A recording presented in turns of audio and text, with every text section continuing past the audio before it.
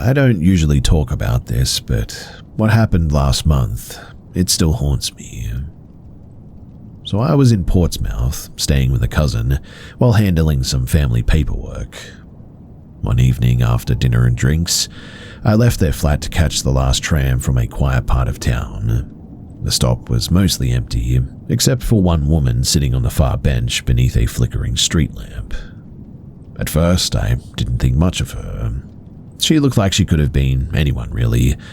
Early 30s maybe, dressed in a long grey coat and matching scarf, even though the air was warm. Her head was down though, and she seemed to be staring at her hands or maybe something on her lap. I took out my phone and scrolled for a bit. 10 minutes passed, no tram. When I looked back up again, she was still in the exact same position. And that was the first thing that really bothered me, just how perfectly still she was. Not scrolling her phone, not shifting in her seat, not even blinking from what I could tell.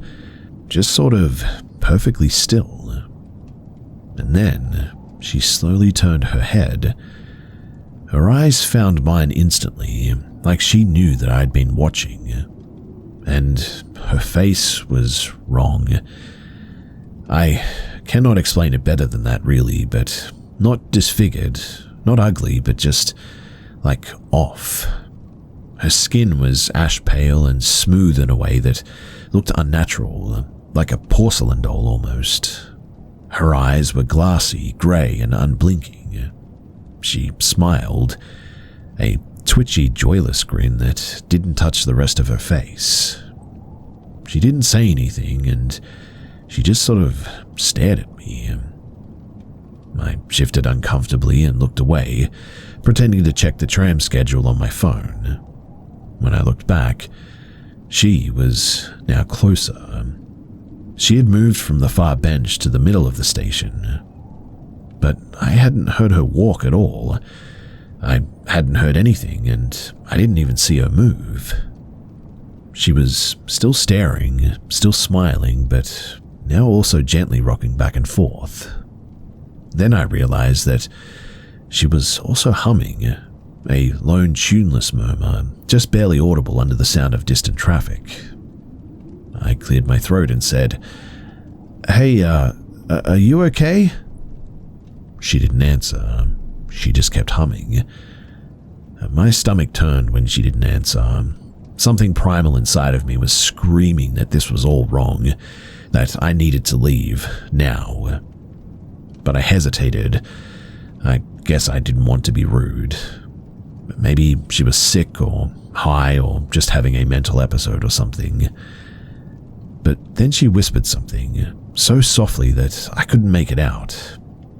I stepped back, and that was when she moved. Suddenly, and with jarring speed, she rushed towards me, her hands reaching out with fingers that were far too long.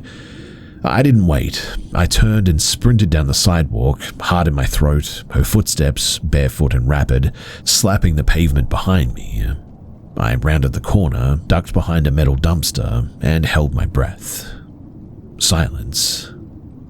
But then I heard the humming, closer than before. I held still, barely daring to breathe. And then, just as suddenly, it stopped. And when I peeked out, she was gone.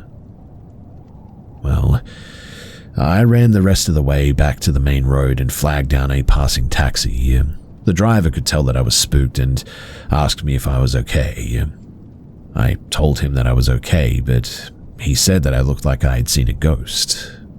And honestly, looking back, maybe I had. Well, I told my cousin the next morning, and they said that years ago apparently a woman had been killed near the same tram stop, a Jane Doe. No ID, and the only thing that she had on her was allegedly a grey coat and a scarf. They buried her nearby, and the grave, it's still unmarked.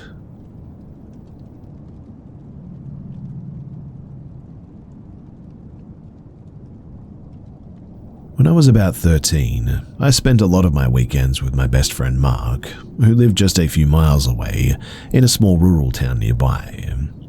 Our favorite pastime was riding dirt bikes through the open fields and then venturing into the woods that bordered the far side of a large soybean field. That fall, after an early snow had dusted the ground with about 4 inches, we set out as usual. The cold air bit through our jackets, and the crisp white snow made everything feel quieter somehow, like the world had been muted. After an afternoon of riding, we parked our bikes near the edge of the woods like we always did, and decided to explore deeper than we ever had before. These woods were dense and tangled, filled with old rotting trees and patches where nothing grew except moss and fallen leaves.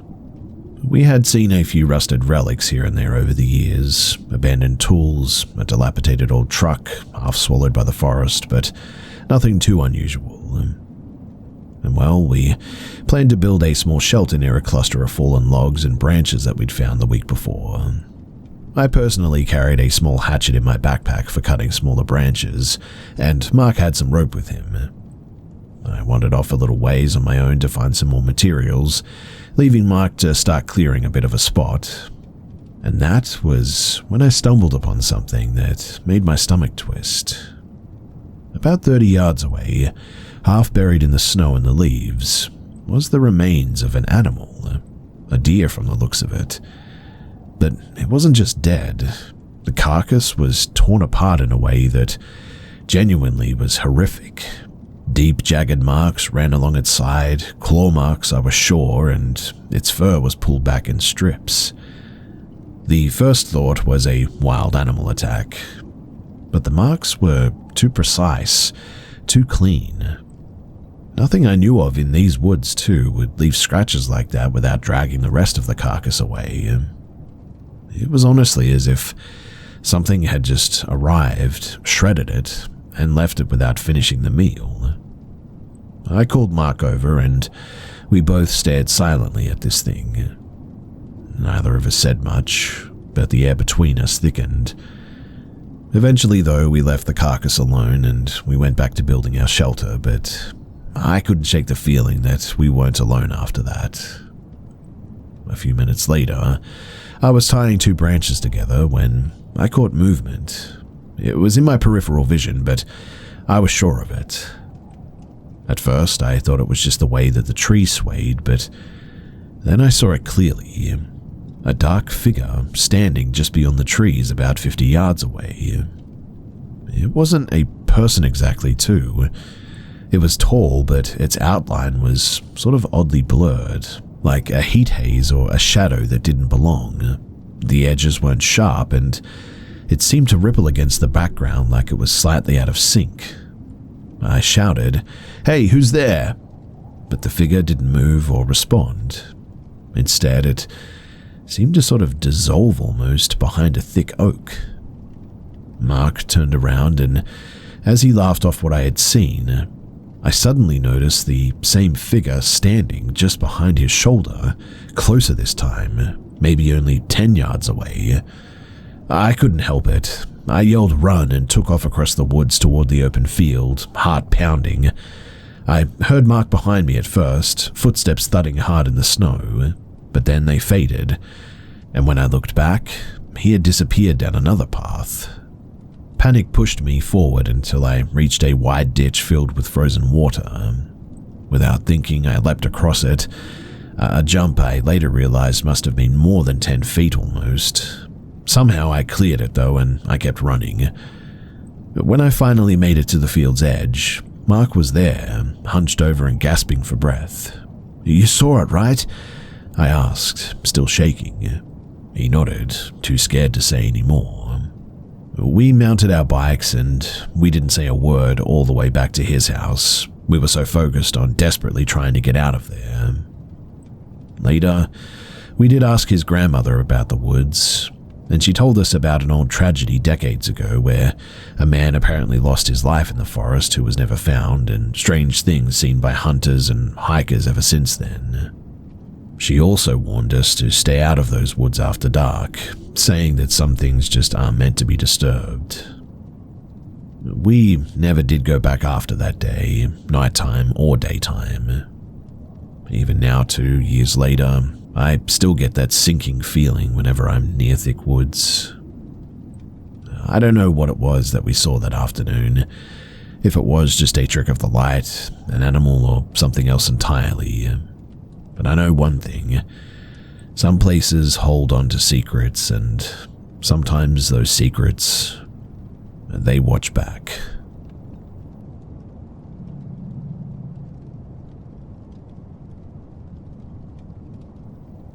I used to live near a redwood forest that goes for miles in the Santa Cruz Mountains. There's a land trust that we locals knew about that had amazing trails and incredible views. It's a large trust with no clearly defined boundaries too. If you were to get lost, you could end up hiking to the next county. While Santa Cruz County had a lot of homeless folks and addicts as well, we didn't usually run into anyone sketchy in this part of the county, as it was not in a populated area by any means. There weren't many homes along the winding road through the redwoods to get to the land trust. Only one home shared the long driveway to the parking area. Not many people knew about this secret spot, only the locals really knew about it too. Anyway, a couple of years ago, my son was visiting from college. We had planned to go to this land trust together. He always wanted to go to this spot when I tried to get him to do something with me. It's one of the places that feels like home to him, I guess. Except, my son was a major procrastinator who likes to waste most of his day playing guitar or doing stuff on the internet, like so many of his generation. It always took some cajoling to get him motivated and moving. For this reason, too, we usually wouldn't start heading out of this land trust until like late afternoon, which caused us to have to hike back during sunset, just as it's getting dark, despite the fact that there was a very clear sign next to the open gate to the parking area that said park closes at sunset. Well, one time we actually stayed about 10 minutes past sunset, when the residual daylight was starting to fade, and were surprised by some old folks who had managed the land trust for years. They were waiting for us to close and lock the gate to the parking area, and sort of chastised us a bit for being late. Thank the Lord that they didn't lock my car in for the night. Unfortunately, though, we did not learn our lesson. The last time that this whole scenario played out was especially late, about an hour before sunset for an hour-long hike after a 10-minute drive. The hike up to the lookout was perfectly fine and beautiful, as usual. We saw an amazing sunset from the lookout too. We were mesmerized by the layers of the treetops as the sun set over the ocean. We didn't want to leave, and so we stayed too long. Since we had just watched the sunset, we realized we now only had about 15 to 20 minutes of residual daylight on a 30-minute hike. I just hoped that the land trust gatekeepers were running late that day. Part of that hike has a steep trail too, the kind that isn't too bad getting up, but you feel like you might lose your footing and fall going down it. The trail, it was particularly difficult for me now that I was getting older.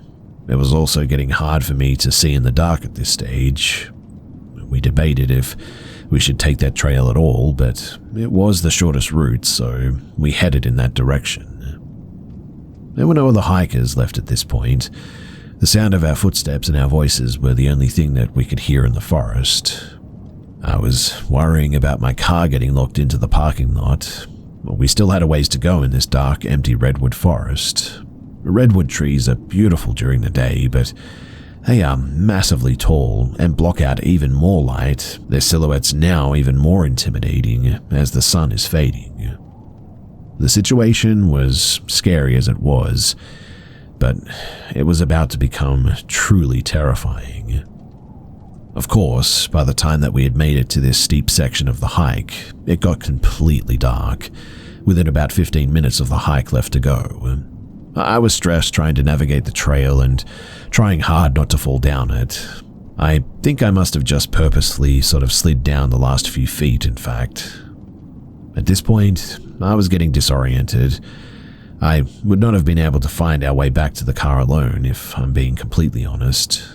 I was hoping my son knew which trails that we still needed to take and which way to turn, and put all my faith in him.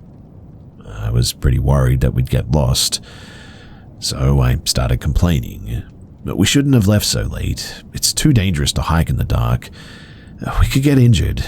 I'm too old for this. I continued with, "It's not safe to hike in the wilderness at night. You can't see what's in the forest. This is the last time that we're ever doing this. We can't get here at a reasonable time. I'm not going next time." My typical carefree son just stayed quiet, listening. He looked both worried and determined, though, fully bearing the entire responsibility of our mishap, I guess, knowing that he was the one who was going to have to lead us out. While our predicament was not entirely his fault, my warnings were about to be proven right, unfortunately. Just as we were coming off of that steep trail, that was when we heard a gunshot. We look at each other like, what the heck? Then we heard another. A single gunshot continued for about every 20 to 30 seconds. And it sounded way too close for comfort. Now, it was just us in the forest and whoever was shooting that gun, allegedly. We couldn't really tell exactly where the gunshots were coming from, as the trails had many twists and turns. I knew that we were getting closer to the few houses in the area, though, and my brain started making up all sorts of perfectly safe and reasonable reasons that we were hearing gunshots, on a trail in the dark, no less. This was not the first time that I'd heard gunshots in the Santa Cruz Mountains. A handful of meth addicts living in the mountains get high or drunk and decide to shoot their guns for whatever reason, usually to scare and just troll the neighbors a bit, or just because they can, but you could call the sheriff, but whoever was doing it would just stop and deny that they were, if the sheriff even responded to the call at all, that is. I'm not sure if it's illegal to shoot your own gun in your own yard at night like a creep, but it does occasionally happen in these mountains. Anyway, as the shots continued, our stress levels got much higher and started walking much faster. When we got to the last trail that led to the parking area, it became obvious that the gunshots were coming from that area where our car was parked.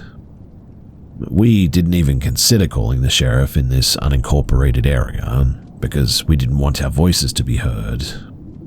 I mean, if we began to be directly shot at, we would take cover and call 911, I guess. At that point, we just wanted to get out of there, so we continued to hike in silence. I hated seeing the worried look on my son's face, and I wished that I could tell him that it was going to be alright, but honestly, I didn't know if we were going to be. The very last section of the hike was about a 300-foot-long gravel road that made a very loud crunching sound as we walked on it.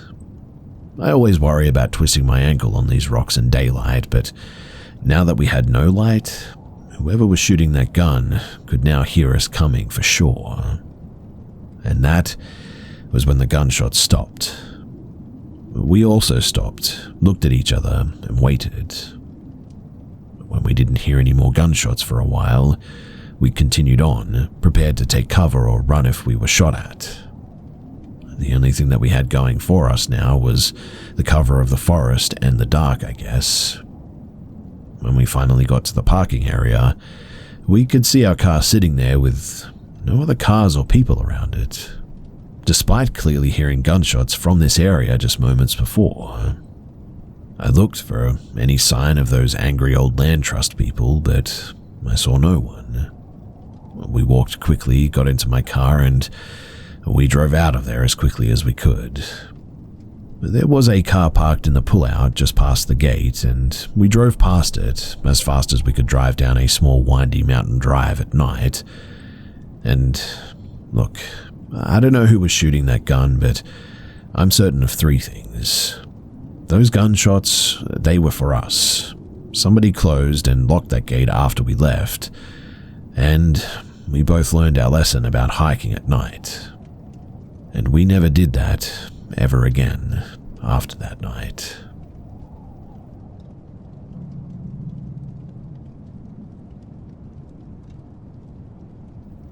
When I was a teenager, my family used to spend summers in a remote cabin deep in the woods. It was an old place, passed down through generations, far from any neighbors or town. The only way in was a long, winding dirt road, and once night fell, the darkness around was absolute. I was about 16 then too, and those summers were supposed to be fun escapes from school. But 2 nights changed everything that I thought that I understood about fear. It all started on a cold summer night. I was alone in the cabin. My parents had gone into town for supplies, promising to be back by midnight. The silence was thick, interrupted only by the occasional hoot of an owl or some rustling leaves. Suddenly, though, I woke up gasping for air, heart pounding so hard that I thought it might burst. I couldn't move, like my body was frozen, but my mind was awake and screaming inside. This paralysis lasted for what felt like hours, and during it I heard whispering voices around me, soft, mocking, and unintelligible. At one point, I mustered enough strength to crawl out of bed and ran outside into the cold night air, desperate to escape whatever was choking me. I tried to call my parents, but my phone was dead. Shaking uncontrollably, I ran to the nearby outhouse and locked myself inside, and I just waited there until morning. When my parents returned, I obviously told them everything. They didn't dismiss me immediately, but they did look worried. My grandfather, he had always said that those woods around the cabin held restless spirits and warned us never to be alone at night. That summer, they left a small talisman near my bed, something to protect me while I slept. Well, weeks later, the strangest event happened when my friend came to visit. We had stayed up late, talking by the fireplace, but I kept feeling like something was watching us. When I finally went to bed, I felt an overwhelming sense of dread for some weird reason. My friend was asleep in the other room, but I felt myself slipping into a sort of, a strange state is the best way that I can put it. Not quite asleep, but not quite awake either. Then, without warning, my body began moving on its own. I stood, walked to the window and stared out into the darkness, feeling like I was watching from outside of my body. I could hear my own voice whispering words that I didn't understand, cold and empty. My friend woke me up, hearing the whispers, and came to check on me. She found me standing rigid in the corner, eyes wide and unblinking. I couldn't respond to her, but she gently took my hand, grounding me back into reality. For hours, I felt trapped in that sort of strange limbo, my mind and my body disconnected. The next morning, I was exhausted too, and terrified, but my friend didn't judge me, thankfully. Instead, she helped me research the history of the cabin, and we found out that decades ago, someone had mysteriously disappeared in those woods, and they were never found. I don't know if that's related to what happened to me, but it's an eerie detail, right? Well, years later, I still wonder what those nights really were. Were they some kind of sleep paralysis, or were they something else entirely?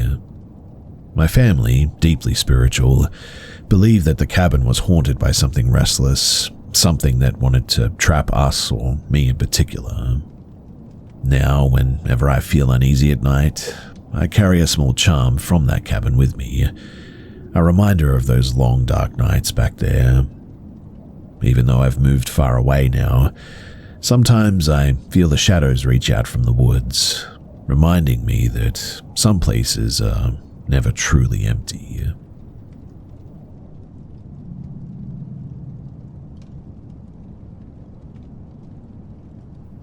I still kick myself for not capturing any proof of what happened that night. It sounds so bizarre that I doubt anyone outside of my co-workers would believe me. I know that. But a few years ago, I, female, was working at a small cafe located in a quiet shopping center. My shifts usually started after school and ran until about 10 p.m. The cafe had big windows facing the parking lot, making it easy for anyone outside to see in. Now, one slow Wednesday evening, our manager had left early, so it was just me and 2 other employees holding down the place until closing. Their names were Sam and Mia. We were near the counter, chatting while I was organizing supplies, when I noticed a figure walking by outside. What caught my eyes, though, was his outfit. He wore a patchwork suit made from mismatched scraps of fabric in all sorts of colors and textures. The suit looked homemade and a little bit tattered, I guess. On his head was a wide-brimmed hat decorated with dried flowers and feathers, and his face was hidden behind a weathered, expressionless wooden mask that covered everything except for his dark, intense eyes.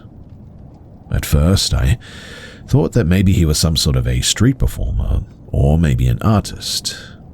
But then Sam pointed out that the man kept circling the front of the cafe, stopping to peer inside of the windows. He seemed to be staring directly at us too, through the glass, and weirdly, never blinking. For the next 40 minutes too, this man continued pacing back and forth. We all felt a growing unease as he pressed his masked face close to the window, tilting his head as if trying to get a better look. Occasionally, he would make slow, deliberate gestures with his hands, almost like silent signals, but completely unreadable. Mia needed to go outside to grab something from her car in the lot at one point, so Sam insisted that he would keep watch by the door. When Mia returned, she was visibly shaken. She told us that while she was walking through the parking lot, the man appeared apparently out of nowhere and simply stood there, watching her silently. Then, in the most unsettling moment, he slowly raised his arms and started swaying side to side, like some kind of an eerie ritual dance. Mia hurried back inside and Sam locked the doors immediately. We called the cafe owner, who then reached out to our manager.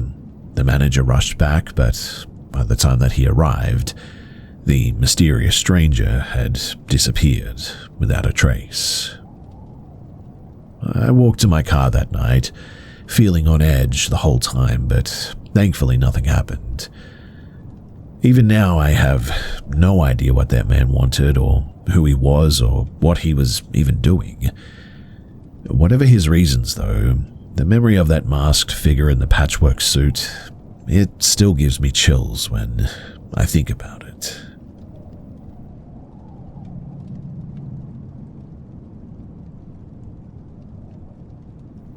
Weekends in my neighborhood, they always look the same.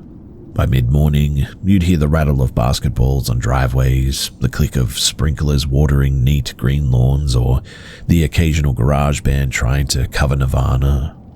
I never really fit into that picture, though. I was the kid who stayed inside, controller in hand, eyes locked on a glowing CRT screen. Some might have thought that it was lonely, but for me it was freedom. I could explore worlds that didn't care what I looked like or how fast I could run. The only exception to this, though, was my friend Mark. He lived a few blocks away and was the kind of older kid who always seemed to know about the coolest stuff before anybody else. He was into games my parents would have never let me play if they had known. Diablo, Duke Nukem, 3D Dungeon Keeper, and that Saturday, he agreed to lend me his copy of StarCraft.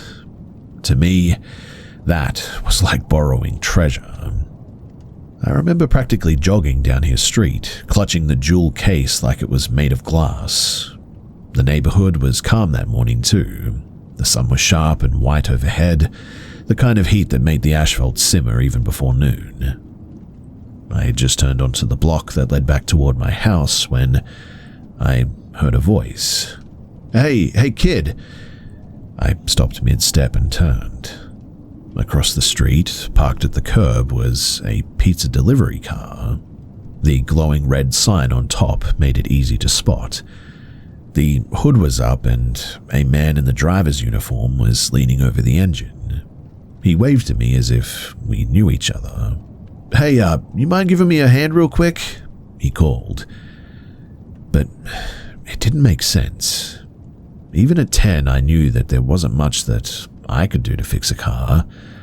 My dad worked on his own now and then, and I had never been trusted to even hold more than a wrench. What's wrong with it?" I asked, not moving closer.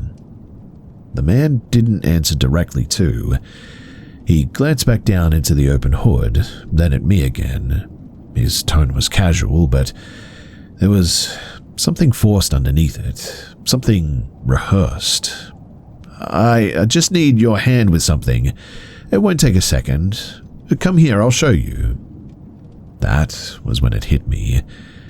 Not a thought exactly, but more like a jolt of electricity in my chest. Something was off. The street was too quiet, the request too vague, and why me? Why would a grown man need help from a kid when he could knock on any door here in the street? I can't. I gotta get home," I stammered. I turned, walking faster now, the plastic edges of the game case digging into my palms. My ears were burning, my whole body aware of the silence around me suddenly. No lawnmowers, no dogs barking, no neighbors watering plants. Nothing. Just the sound of my sneakers scuffing against the sidewalk. I risked a glance back. The man thankfully wasn't chasing me. He hadn't even moved. He was standing there, hands on the hood, staring across the street, seemingly just watching me. That made it worse somehow too. I walked faster and then faster still until it became a sort of half-run. My house wasn't far now, but every step stretched longer than the last, and with each one I was convinced that I'd hear the slam of a car door and pounding steps behind me at some point. But when I finally reached my driveway and yanked open the screen door, the street was now empty. For years, I told myself that maybe it wasn't as strange as it felt. Maybe he really did have car trouble. Maybe he was harmless. But then again, why ask a kid? Why not any of the adults who lived just feet away? And why, when pressed, couldn't he say what he actually needed help with? I never did see that man or that car again, but the memory certainly stuck, sharper than the games that I played, sharper than the teasing I endured at school. It was the moment that I realized that danger doesn't always show up as a monster in the shadows. Sometimes it pulls up literally in broad daylight, in a uniform that you even recognize, wearing a smile that doesn't reach the eyes. And if I'd even taken a few steps closer that morning, I'm not sure that I'd be here to even tell this story.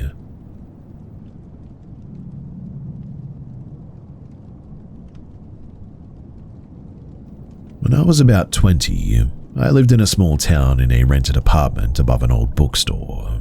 The building had once been a family home, but had been converted into a few flats decades ago. The walls were thin, and the floors creaked loudly. But it was just me and my younger brother living there. Our parents had moved overseas for work, so it was mostly quiet, sometimes too quiet in fact. But one winter, after a particularly bad snowstorm, we noticed something pretty strange. At first, it was subtle, small noises like footsteps above the ceiling when no one was up there, doors that would be slightly ajar when we knew that we closed them. The heating would sometimes kick on randomly, even after we turned it off. But the weirdest thing was the sense that someone else was in the apartment with us. For instance, I'd be sitting in the living room and my brother would suddenly freeze and say, "Did you just hear that?" But when I asked what he meant, he couldn't explain it. It was just a feeling that he had. Well, one night I was alone doing my homework when the lights flickered and a shadow seemed to pass across the wall. I obviously looked up, but when I did, no one was there. Now, there was a tiny attic space accessed through a hatch in the hallway ceiling, locked shut with a heavy bolt. Our landlord said that it was just for storage and never used it. One evening, though, after hearing some strange noises, my brother and I tried the door. It was previously locked tight, but now the bolt had been slid open somehow. We peeked inside, but we saw nothing but dusty boxes. But then, when we shone the flashlight deeper, we caught a glimpse of what we swore were footprints in the dust that looked reasonably fresh, to be honest. Well, over the next few weeks, we started hearing faint whispers at night, always near the wall between our apartment and the one next door, which was supposed to be empty. The whispers were always too quiet to understand, but they sounded like urgent warnings or maybe pleas or something. But one night I pressed my ear against the wall and suddenly felt what I can only describe as like a cold rush, like breath on my skin. Upon feeling that too, I stumbled back, shaken. But the final night, that one was definitely the worst. We were watching TV when the room grew unbearably cold all of a sudden. The temperature dropped so fast that I could even see my own breath. The lights flickered off, and the whispers grew louder, now a chorus of voices, overlapping and desperate. Then, from the attic hatch, we both heard a low guttural growl echoed down the hallway. Panicking, we grabbed whatever we could to defend ourselves with and called the landlord. When he arrived, he opened the attic door, only to find it empty.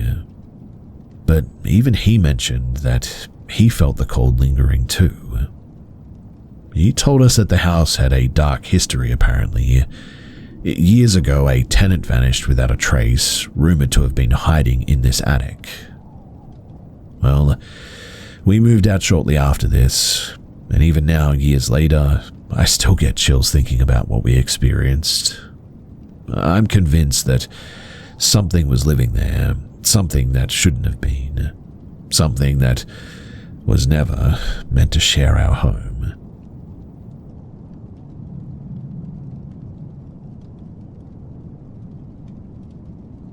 I don't know if this story will come across as scary or terrifying to anyone else, but whenever I think about it, it still makes my stomach knot. I thought that maybe putting it out there will help me stop replaying it in my head too, so that's why I'm here. This happened last year in a small coastal town in southern Portugal where I grew up. It's not a touristy area, more rural, mostly locals, and surrounded by abandoned farmland, crumbling greenhouses, and one very strange structure, an old hydrotherapy complex that closed down in the 90s. It was supposed to be a spa and water treatment resort or something like that. Now it's just broken glass, rusted steel beams, and overgrown concrete. Everyone in town knows that it's off limits, but for kids and teenagers, well, it's been a kind of urban legend playground for years. One night, though, in late summer, my friend Thomas and I, we were both 18 at the time, decided to explore the upper tower of the spa building, something that we'd only done once before during the day. Around this time, it was almost 11 p.m. and pitch black. To reach the top level, though, you had to climb 3 tiers.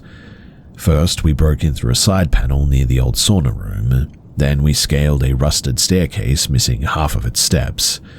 And finally, there was the last part, a 2-meter ledge that you had to sort of boost yourself up onto, using a stack of collapsed lockers nearby. But we eventually made it to the top, though, and from there you could see the entire valley behind the resort, the pine forest, the dirt roads, and the entrance path through the fields. We were just sort of hanging out, joking, recording TikToks with flashlights when I noticed a flickering orange light in the distance. I thought that it was maybe someone walking with a phone flashlight, but it didn't move like that. It had a sort of, a strange rhythm, more like an old oil lamp swinging. And that was when I saw him.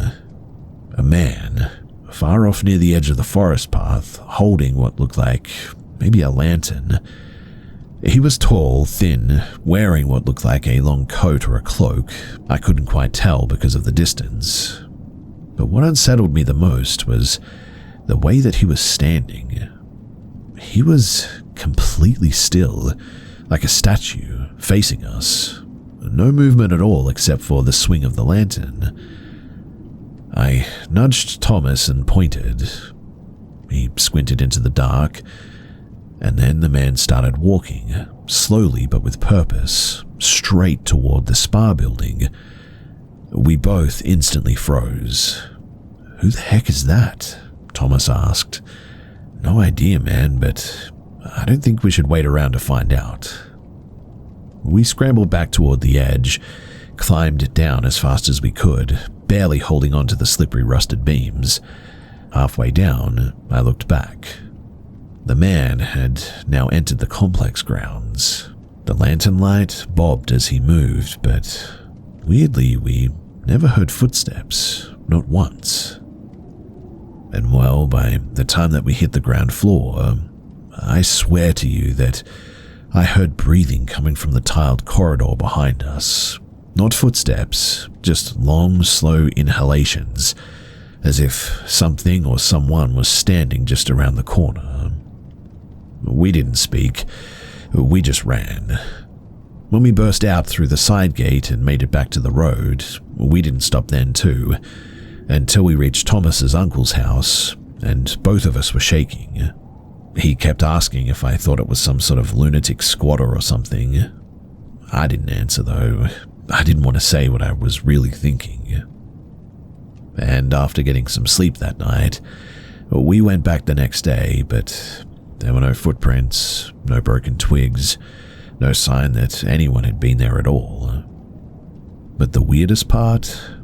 Right at the top of the building, on the ledge where we had been sitting, someone had placed a small glass lantern there, burnt out and blackened. And I know for certain that that lantern was not up there when we were.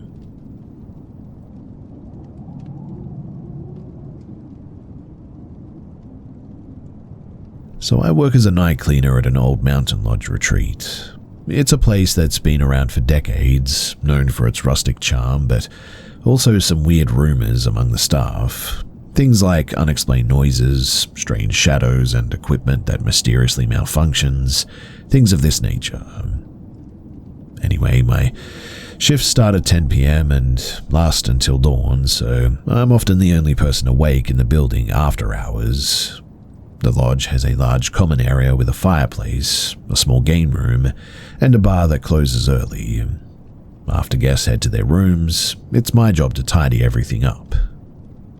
Now, one night, about a month ago I would say, I was finishing up in the game room. The space is dimly lit, with old arcade machines lining the walls and a pool table covered with a faded green cloth. As I wiped down the machines, I noticed something strange. The air felt colder than usual, like a sudden chill that just didn't belong. I looked around and saw one of the arcade machines flickering, even though it was unplugged. Then I heard a faint noise, a rhythmic tapping coming from the hallway outside. Curious, I stepped out into the hallway, but it was empty and silent. The tapping stopped as soon as I moved closer. Well, I shrugged it off, assuming that it was just the old building settling or something. But a few minutes later, while I was cleaning near the fireplace, I caught sight of a shadow darting past the doorway. I blinked, but I could have sworn that I saw it, but when I checked, no one was there. But then came the strange part. So from the bar area, I heard some soft footsteps, slow, deliberate, almost as if somebody was pacing. I called out, but nobody answered. The lodge was supposed to be empty though, well, except for me. I grabbed my flashlight and cautiously moved toward the sound. As I rounded the corner, I saw a figure, or what looked like one at least. It was tall, wearing what I can only describe as an old-fashioned maid's uniform, like something from the 1920s, but the face was blurred, almost like smoke or static or something. The figure didn't say anything. It just sort of stood there, watching me. And upon seeing it, I completely froze. And then, without warning, it just vanished. Almost like it just evaporated into thin air. And well, after that night, every night became a little bit weirder. Lights would flicker randomly, machines would start up on their own, and I'd catch glimpses of the uniformed figure in the corner of my eye, always watching and never speaking. But one night too, I decided to stay in the bar area after finishing my shift. I sat down and pulled out my phone to record, and minutes later my phone started glitching out of nowhere really weirdly. The screen flickered and went all sorts of colors, and then it just went black. And that was when I felt it. A cold breath straight on the back of my neck. When I spun around, nobody was there, but in the grainy video that I reviewed later, you can just faintly see a figure standing behind me, the same maid, her face obscured but unmistakably watching. And well, after that, I quit the next day. I don't know who or what the heck that was, but I'm convinced now that that lodge holds onto the memories of its past staff or something. Or perhaps even something darker than that. But if you ever find yourself cleaning an empty lodge at night, take my advice and certainly watch your back. Because sometimes the night cleaner apparently isn't alone.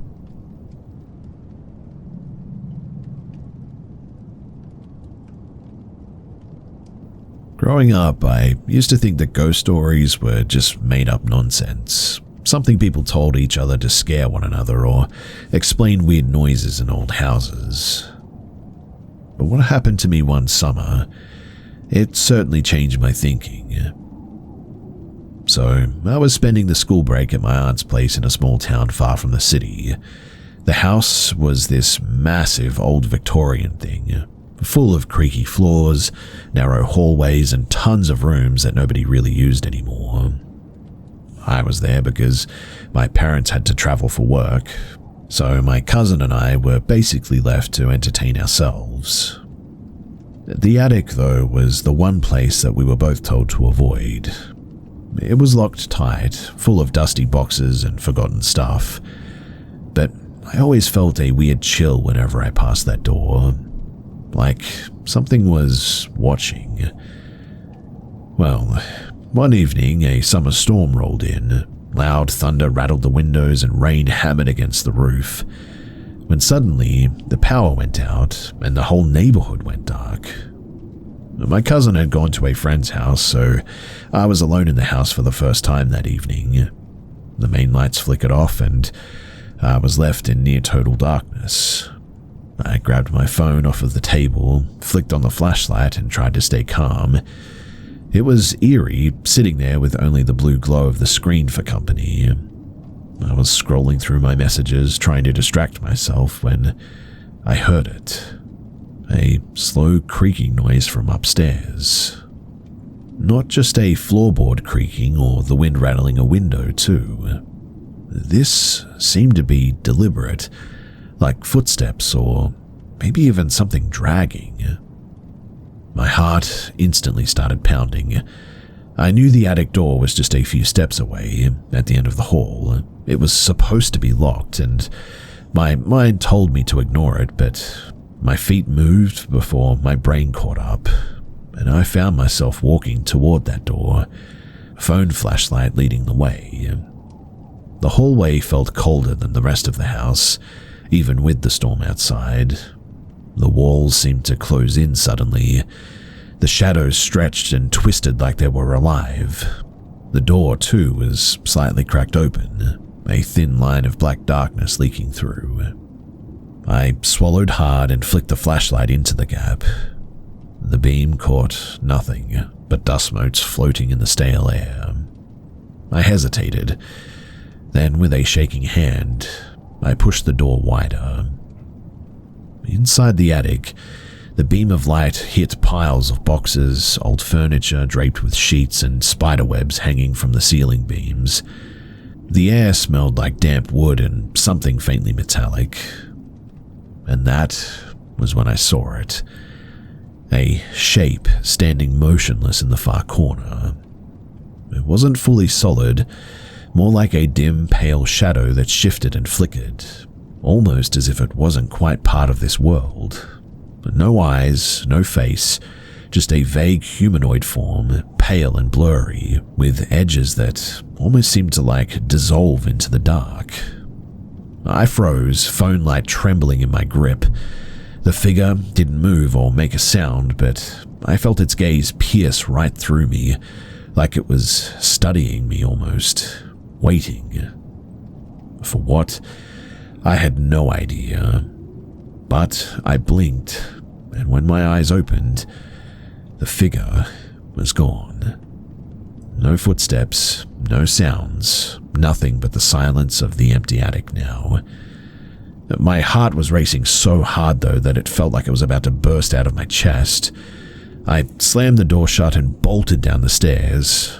Back into the living room, I locked all the doors and the windows, clutching my phone like a lifeline. I texted my cousin frantically, but there was no answer. The storm was still raging outside, mind you, thunder booming and rain lashing the windows and everything. I didn't sleep that night. Every creak and shadow made me jump. I kept the phone's flashlight on, watching the door to the attic like it was some sort of a portal to another world or something. And well, the next morning when the sun finally arose and the power finally came back on too, my aunt called to check on me. I wanted to tell her what I saw, but the words just wouldn't come out. I mean, would she even believe me? Would anyone? Days passed and the memory of that figure haunted me. I even stopped going near that attic at all. Sometimes I thought that I saw that pale shape in the corner of my eye too, just a flicker of movement when I was alone, but truly I don't know if that was just like trauma or something from the event, or if I was seeing something. Years later, I still get chills thinking about that night, and I know that that shadow wasn't just a trick of the light or anything. It was something else, something that was just standing there, seemingly just watching me and waiting.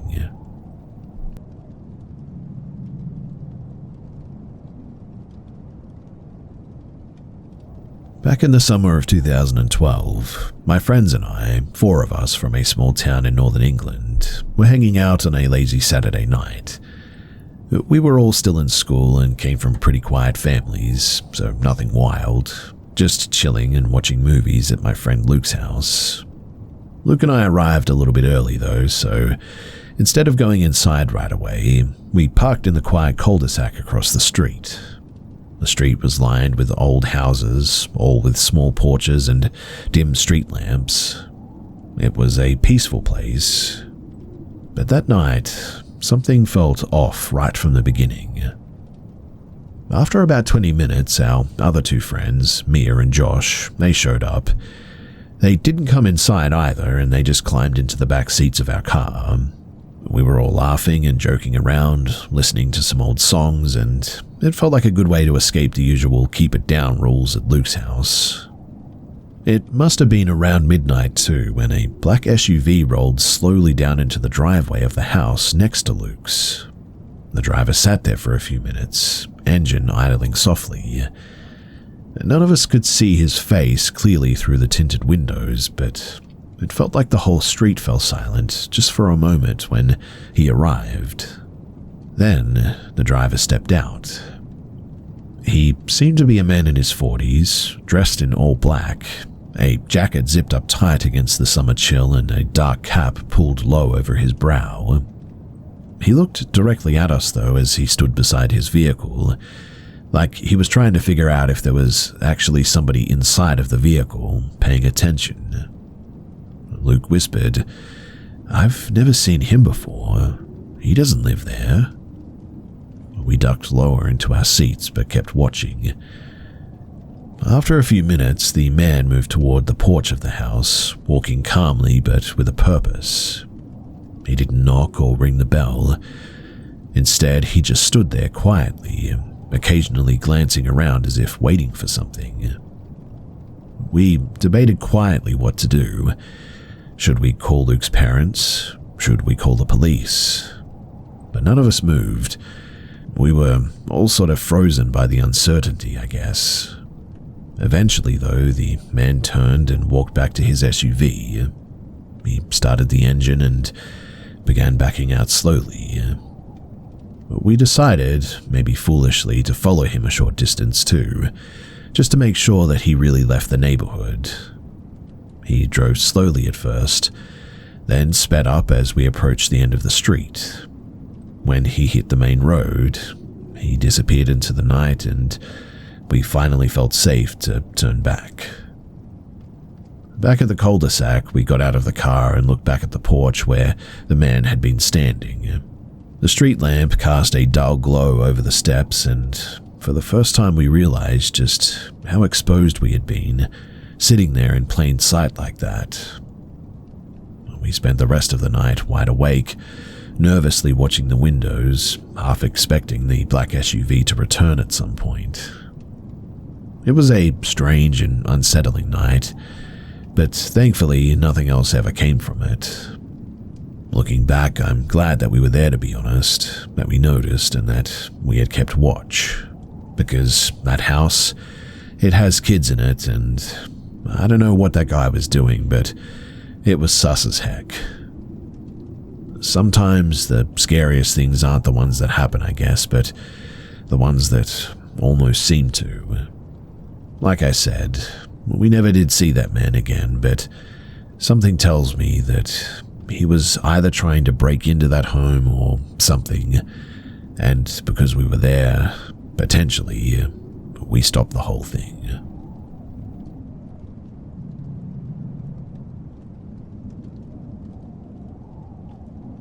When I was around 13 or 14, I was living in India with my parents, and we had a live-in maid named Anaya.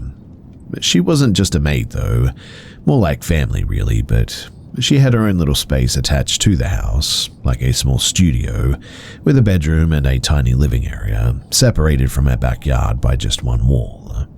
It gave her some privacy, but she was still close enough to be a part of the household. Now, for a long time, everything seemed pretty normal with her, but my mum started noticing something strange about her. She'd often hear Anaya talking to someone in the evenings. My mother was usually in the kitchen, which was right next to Anaya's room, and because the wall was pretty thin, she could catch bits of the conversation. The weird part?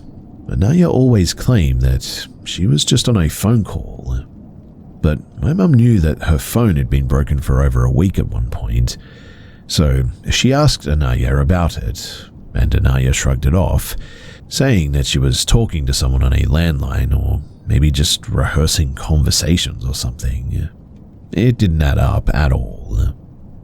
But one night, my mum was alone in the kitchen when she clearly heard Anaya laughing and talking to someone. The voice was low though, and it was definitely a man's voice. She asked Anaya later, but Anaya just smiled nervously and said that it was nothing. That little mystery stayed in the back of my mind, but life went on like normal. A few months later, Anaya left to work elsewhere, and we didn't think much about the strange phone calls anymore.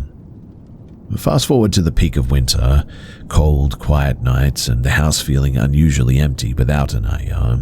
We had recently installed motion sensor lights in the backyard, because the neighborhood had been getting a little bit unsafe after dark at this stage. One night at around 2 a.m. though, the lights suddenly flickered on. Dad, who is a bit of a light sleeper, got up to check. Our cat, Motti, sometimes sneaked outside, and Dad wanted to make sure that she was okay and bring her back inside. As he stepped into the backyard though, Dad immediately froze.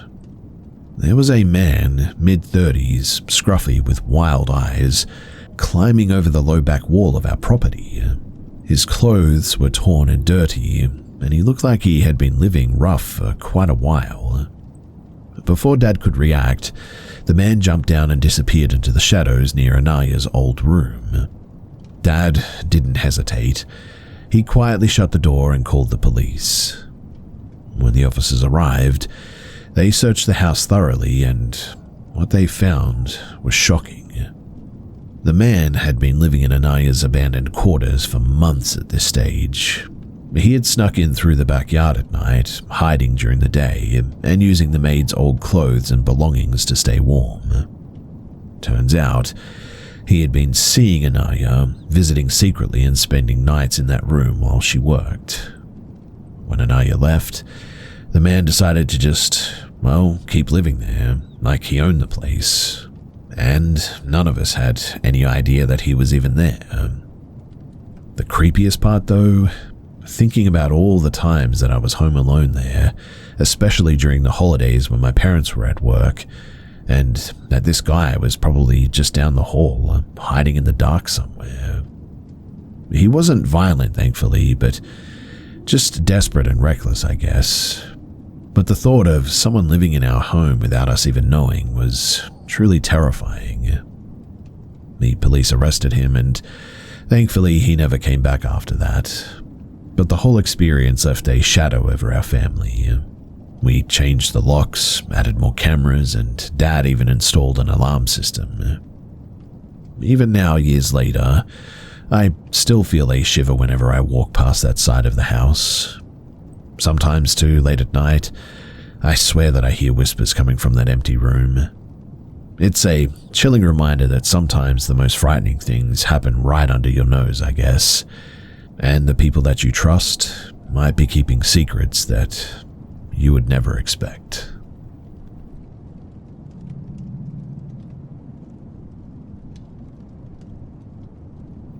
After a week of endless storms, the Saturday sky finally cleared. But my sister Lena, she suggested that we drive out somewhere new instead of wasting another day inside. I remembered a co-worker once mentioning Lost River State Park in Hardy County, West Virginia, and specifically a place called Cranny Crow Overlook. He told me that the view stretched out so far that you could see across 5 counties on a clear day. He also mentioned, almost as an afterthought, that locals avoided being up there after sunset, though. I wasn't sure if that was mountain superstition or just a way to spook outsiders, but the name always stuck with me for some reason. Well, we threw a couple of bottles of water in a backpack, along with an old flashlight, and headed out. By the time that we reached the park's gravel lot near the White Oak Trailhead, it was already close to evening. A single dusty pickup truck sat crooked at the far end of the lot, but otherwise it was deserted. The trail was rougher than I expected. It climbed steeply, weaving through pine and oak that shut out much of the fading light. Within minutes, the only sounds were our footsteps and the wind threading through the trees. After nearly an hour, we crested Big Ridge Mountain and found the overlook finally. The stone shelter stood waiting. Simple, rugged, built of native stone by the Civilian Conservation Corps in the 1930s. The structure was roofed but open on all sides, perched at the cliff's edge like something out of another time. From the shelter, the valley opened below us. The sky was bruised with purples and golds as the sun began to sink. We sat on the stone ledge for a few minutes in silence, taking it all in. For a moment too, the climb definitely felt worth it. But then I noticed something odd, a faint sort of scratching sound inside of the shelter. At first I thought it was just the wind pushing branches across the stone, but when I stepped closer, I saw fresh markings etched into the wall, words jagged and uneven. The cuts looked too clean to be decades old. It said, "Don't stay after dark." Let's head back, I whispered. Lena nodded immediately. We left the overlook as the last light drained from the sky, and on the descent, the woods felt, well, changed. Thicker somehow, heavier almost. Every so often, too, I caught the sound of movement, I thought, parallel to us. Something pacing, but just out of sight. And every time that we stopped, whatever was out there, it stopped too. And then came the smell. Faint at first, but sharp and chemical, drifting on the wind like melted plastic. My stomach knotted. Lena squeezed my arm, whispering, "Don't look back." We quickened our pace, stumbling over roots and loose stone. But just when the lot came into view through the trees, that was when I spotted it. The same dusty pickup that we had seen earlier was now gone, and in its place, directly in front of our car, lay something carefully arranged on the gravel.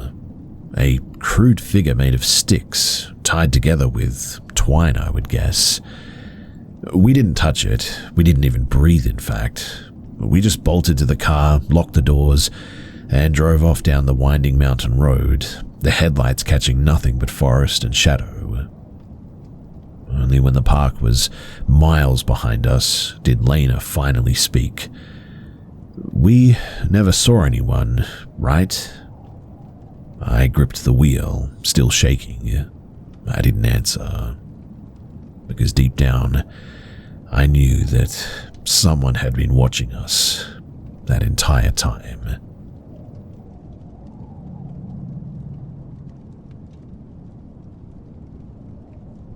It had been a warm, late summer evening, the kind where the air feels sticky but the sky glows with fading gold.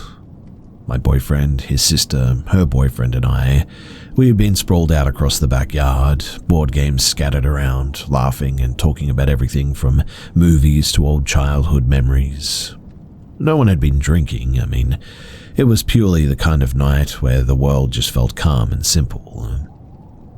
As the shadows lengthened, though, we realized that it was pretty late.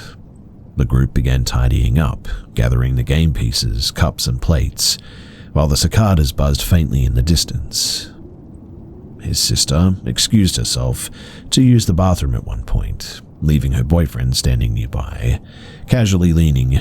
From his vantage point, he had a full view of the corridor that led into the house, through a glass door that reflected the last light of the evening. I followed my boyfriend as he carried the trash toward the boiler room next to the glass door. He usually teased me for trailing him like this, but tonight he just smiled, an almost rare private smile in fact, and disappeared into this small, dimly lit room. It felt unusual, to be honest, but I didn't think much of it. I waited outside, half amused and half expecting him to poke his head out and jokingly complain. When on a whim, I closed the boiler door room from the outside. The latch clicked into place and I grinned, anticipating a playful protest. The sister's boyfriend saw the scene through the glass and chuckled, assuming my boyfriend would respond in some exaggerated, teasing way. But nothing happened. In fact, minutes stretched on. The room remained silent and dark. At first, I laughed nervously, thinking that he was quietly plotting a joke, but the lack of even the faintest sound gnawed at the edges of my amusement. With a mixture of curiosity and unease, I finally unlocked the door and swung it open, and when I did, the room was empty, completely empty. A shiver immediately ran down my spine. My laughter faltered, replaced by an odd tightness in my chest. I called out his name, gently at first, then louder, hoping that he would reveal himself with a grin. But there was no answer. The room was as I'd seen it before, silent, dark, and uninhabited. His sister's boyfriend approached, peering inside with a furrowed brow. "Wait, he was in here?" he asked, disbelief lacing his voice. I nodded, my unease deepening as he admitted that he had also seen him enter. Confused, I went to find his sister. She was standing outside the house and pointed casually toward the couch on the front porch. And there he sat, hands folded on his lap, looking calm and genuinely puzzled. He had not entered the boiler room at all. He hadn't left the house at all, in fact. I recounted the events, every detail, but he insisted that he had come inside and remained inside the main room the entire time. He didn't tease or joke. He was honestly as confused as I was, it seemed. Even her boyfriend, who had witnessed the sequence through the glass, admitted that he couldn't explain what he had seen either. Well, for the rest of the evening, I avoided that boiler room entirely, unable to shake the feeling that something had briefly bent reality around us.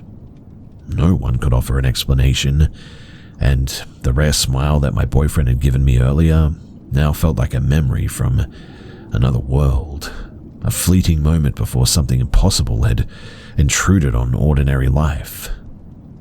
Even now, I hesitate whenever I walk past that door or see shadows in that corner, because I know what I saw, and yet no one, not even the person that I saw, seemingly was ever there.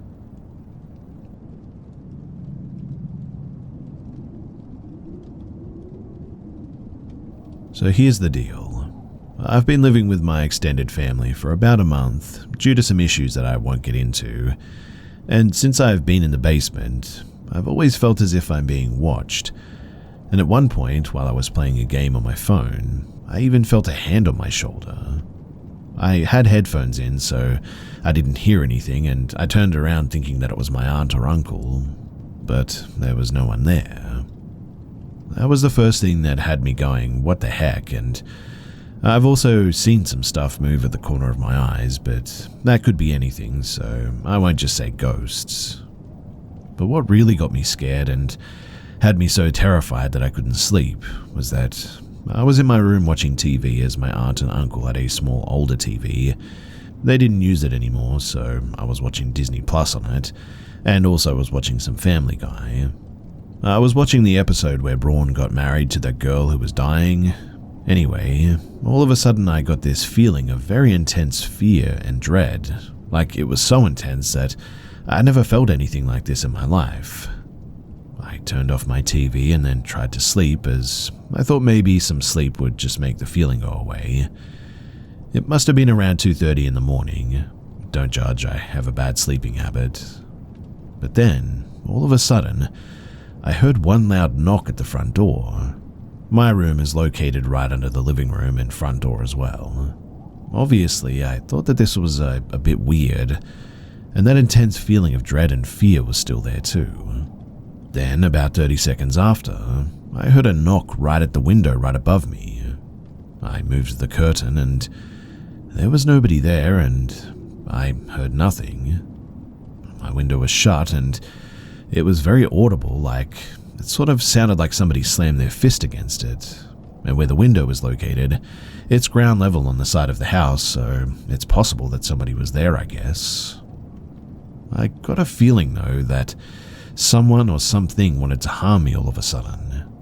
I sat up for about a minute trying to calm myself down, but I couldn't get over the feeling, and something in my gut was telling me to get the heck upstairs. I listened to my gut feeling, but as I was about to make my way upstairs, I could have sworn that I felt as if something was digging its claws into the upper left side of my back.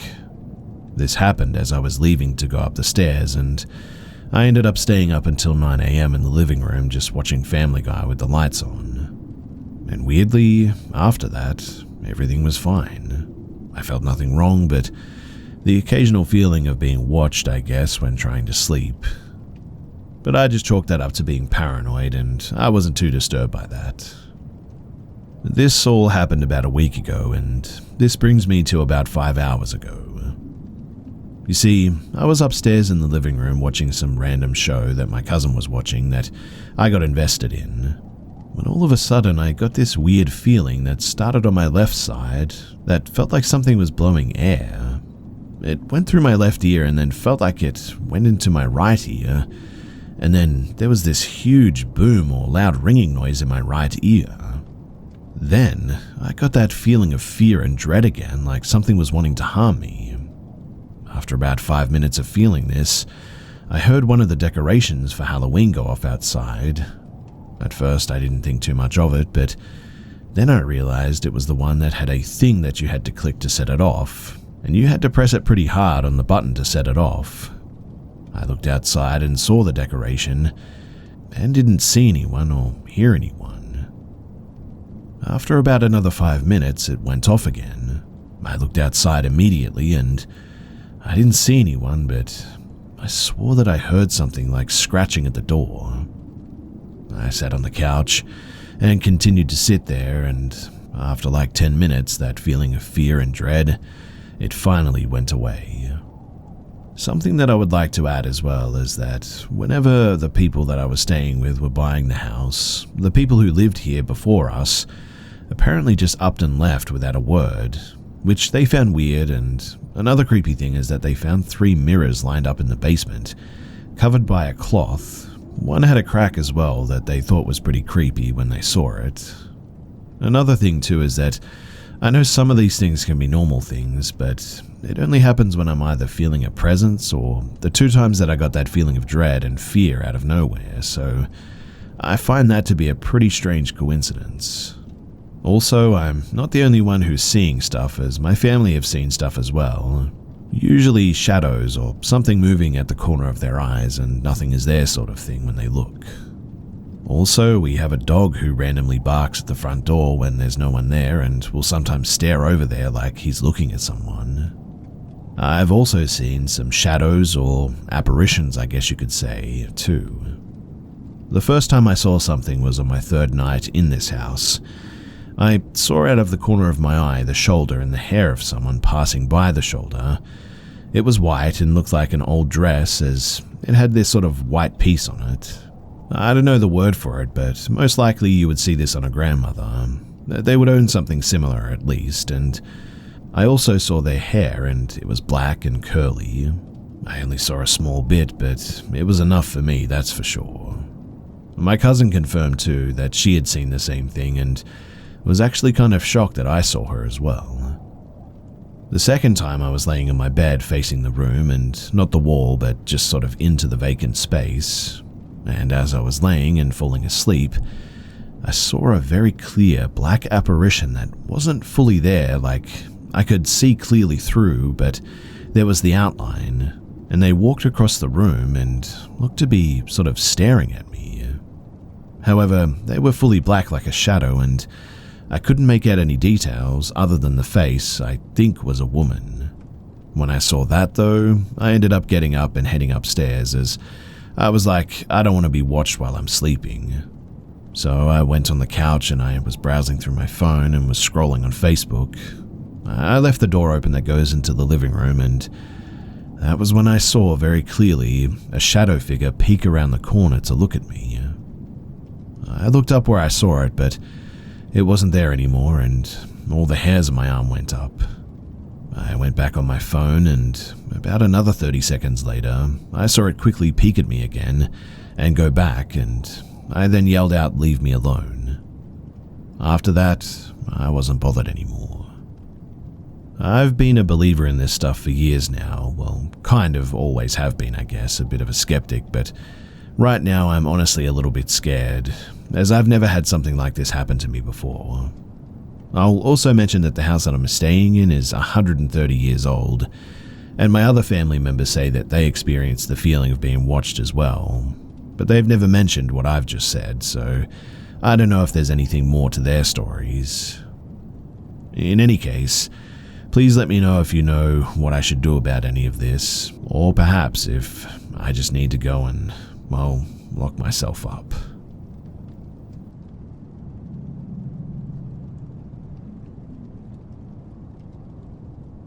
My brother and I were driving between two medium-sized cities late one night a couple of weeks ago. We live in Sweden, so it was pitch black where we were, and on this stretch of the road there was nothing but forest. At this time of the night, the road is pretty empty as well. It's kind of a narrow road without a space on the sides. It has low railings along the sides, and behind them there are high fences to prevent wildlife.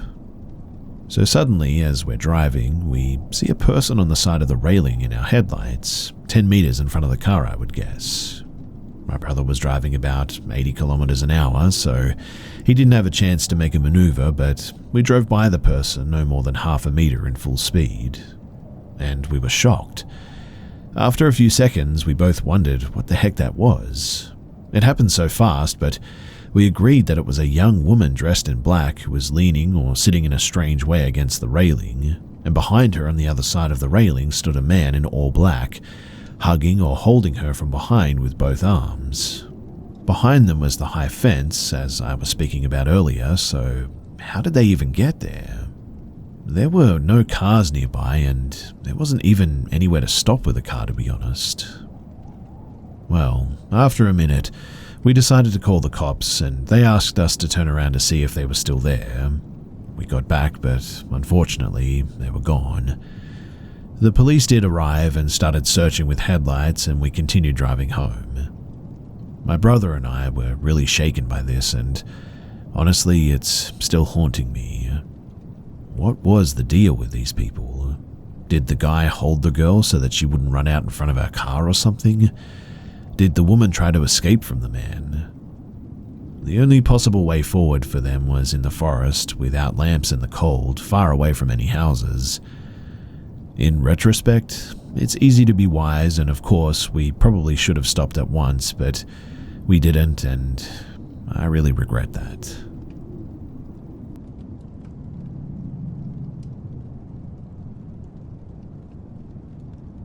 This is my story about being stalked. Dealing with this has been difficult, and throughout the ordeal I felt, well, really out of control. So I'm sharing this as a part to gain control over my story. It's long and it spanned over 2 years, so I've split it into parts to make it easier to listen to. So part 1. Several years ago, I moved abroad to begin a 2-year study course. When I arrived at my apartment, I met 3 of my roommates. Sam was funny and sarcastic, while Bella and Poppy were both nice. Sorority-type girls, I guess you could say. Well, we decided to go out for dinner, and I offered to invite our 4th roommate in room 1C next to mine. Sam warned me not to invite her, though, saying that she was odd. I was worried because I didn't want to live with a bunch of catty girls. How were they fighting in less than a day, right? I smiled and told Sam that she just made a bad first impression and I would invite her to get to know her better. Sam grumbled as I left the kitchen, approaching the door next to mine. I knocked and the door opened. A short, petite girl with long brown hair and a childlike face stuck her head out. I introduced myself and invited her to dinner. The girl's face lifted at my invitation as she nodded in agreement. Our excitement about the new school year kept us lively as we arrived at the restaurant. I decided to befriend the girl in room 1C since we were sharing a bathroom anyway. I learned that her name was Nellie. We were the same age, from the same state, and in the same program. I ordered a Jack and Coke as Nellie leaned into me and asked if I actually drank alcohol. I nodded, thinking that her question was a bit odd. We were both in our 20s after all. I mean, of course I drank alcohol. Nellie focused her attention on me while we ate, though. As I got to know Nellie, I kind of felt bad for her, to be honest. She was born in Sri Lanka, but immigrated as a kid, and since she had an accent and a lisp, I assumed that she must have been bullied. Nellie was different from me, though. She was shy and claimed to not have hobbies or friends, but I figured that since we were in the same program, I could befriend her. I asked if she wanted to sit with me in class, and she happily agreed. I felt content knowing that I was befriending her, like I was doing a good deed, I guess. Part 2. My first 2 weeks abroad went smoothly. I got used to my surroundings, made friends, and got along with my roommates. Sam, Bella, Poppy, and I would often cook and eat dinner together while chatting about our days. Nellie and I got along, but she was socially awkward. I made it my goal to befriend her, which was easy enough because we sat together in lecture every day.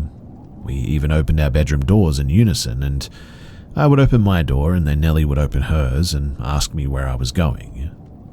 Now one night, I left my room to go grocery shopping when Nellie's door opened and she asked to join me.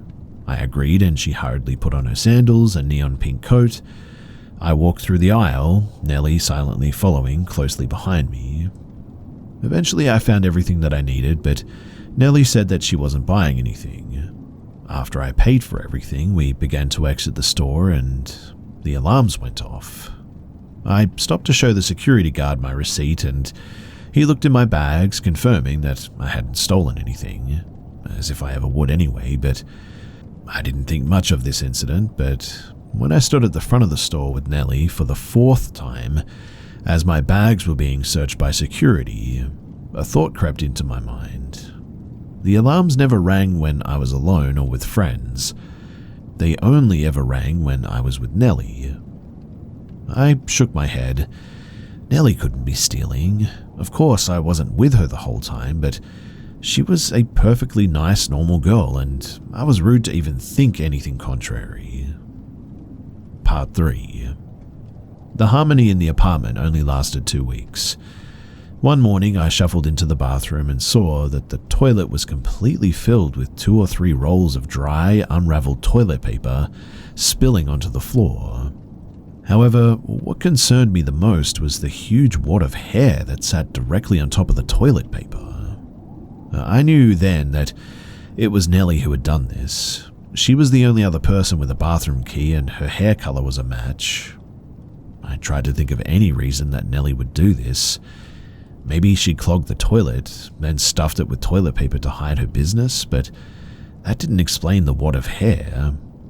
I couldn't harp on the issue though, so I made a maintenance request to have someone unclog the toilet, and when I came home from class, the toilet was unclogged. I studied for 2 hours before going back to the bathroom. I was annoyed when I found the toilet clogged again though, toilet paper, hair and all.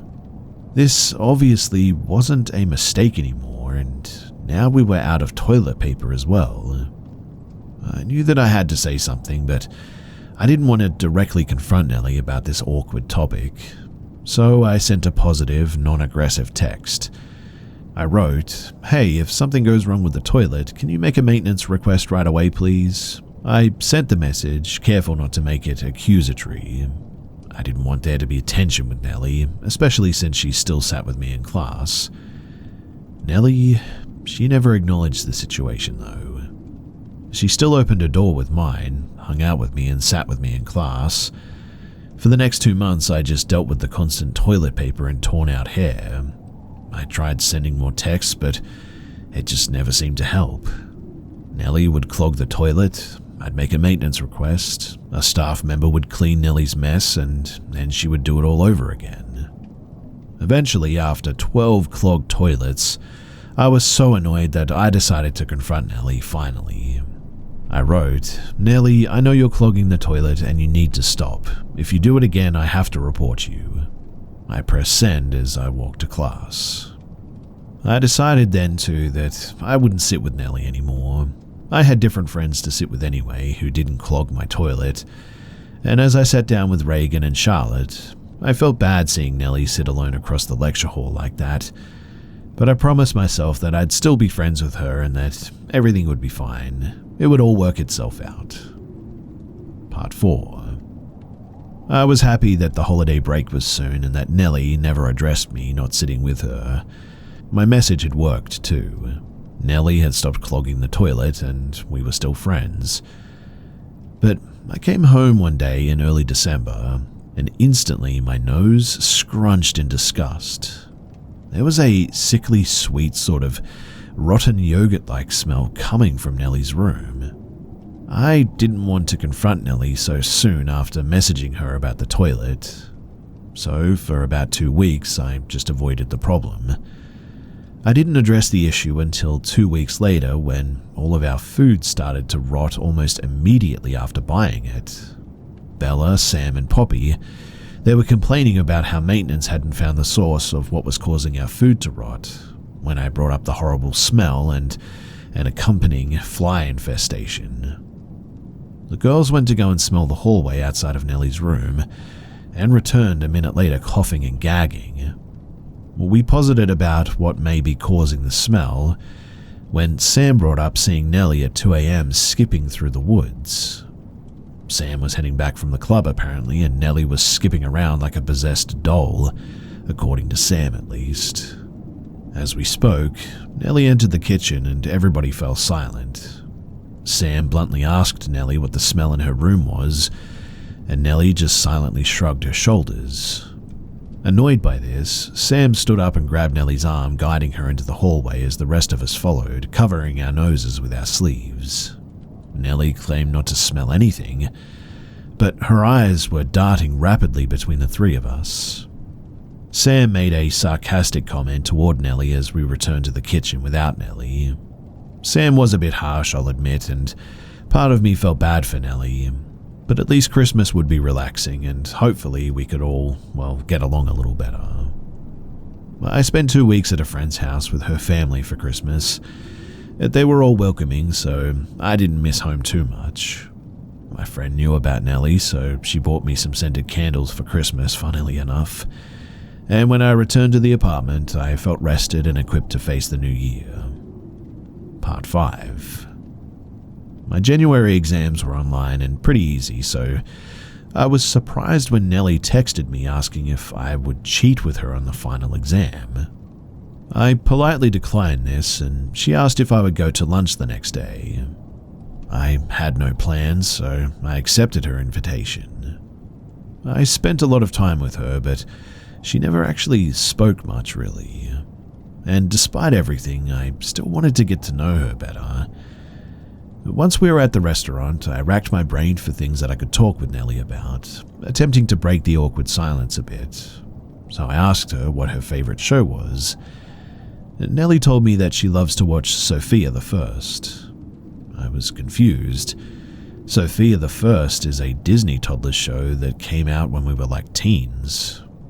Why was she watching a show for toddlers in her 20s? I didn't know how to expand on what she said, so I just changed the topic and asked what her favorite hobby was. Nellie giggled and said, "I do this a lot actually. I listen to you through the walls. They're so thin I barely put my ear against it and I can hear you talk to your parents every day." I tried not to look horrified as I sat there confused and genuinely a little bit scared. Nellie started laughing. "You're like a mother, but I'm an aunt and we're sisters together." I smiled awkwardly at that and nodded. I genuinely had no clue how to respond. In a desperate attempt to change topics, I asked her about her childhood in Sri Lanka. Nellie suddenly slammed her fists on the table, sending my rice flying off the plate. Nellie yelled that she was not from Sri Lanka, and I apologized, even though she definitely told me that she was from Sri Lanka. Nellie began to laugh again. "I have plans for us tonight. We'll go to the graveyard and walk around. You'll be scared, but I'll have fun with you." Nellie's eyes were opened incredibly wide, and her mouth seemed to open more than usual when she said this. She was scaring me, and I didn't want to be rude, so I said that I'd invite our other roommates too. At that, Nellie let go of her fork and quickly moved her hand onto mine. She insisted that we had to go alone. I pulled my hand back, attempting to hide my grimace, and stuttered out a disingenuous maybe. Nellie leaned back slowly, rolling her head from one side to the other, and mumbled about how fun it will be. The rest of our lunch was silent. When we got back to the apartment, I said goodbye to her and I went into my room. I didn't call my parents that night. I went to bed early instead, hoping to quell my anxiety and get some much-needed rest. Part 6. So the next day, I did laundry, went shopping, and by 2 p.m. I was meal prepping for the week.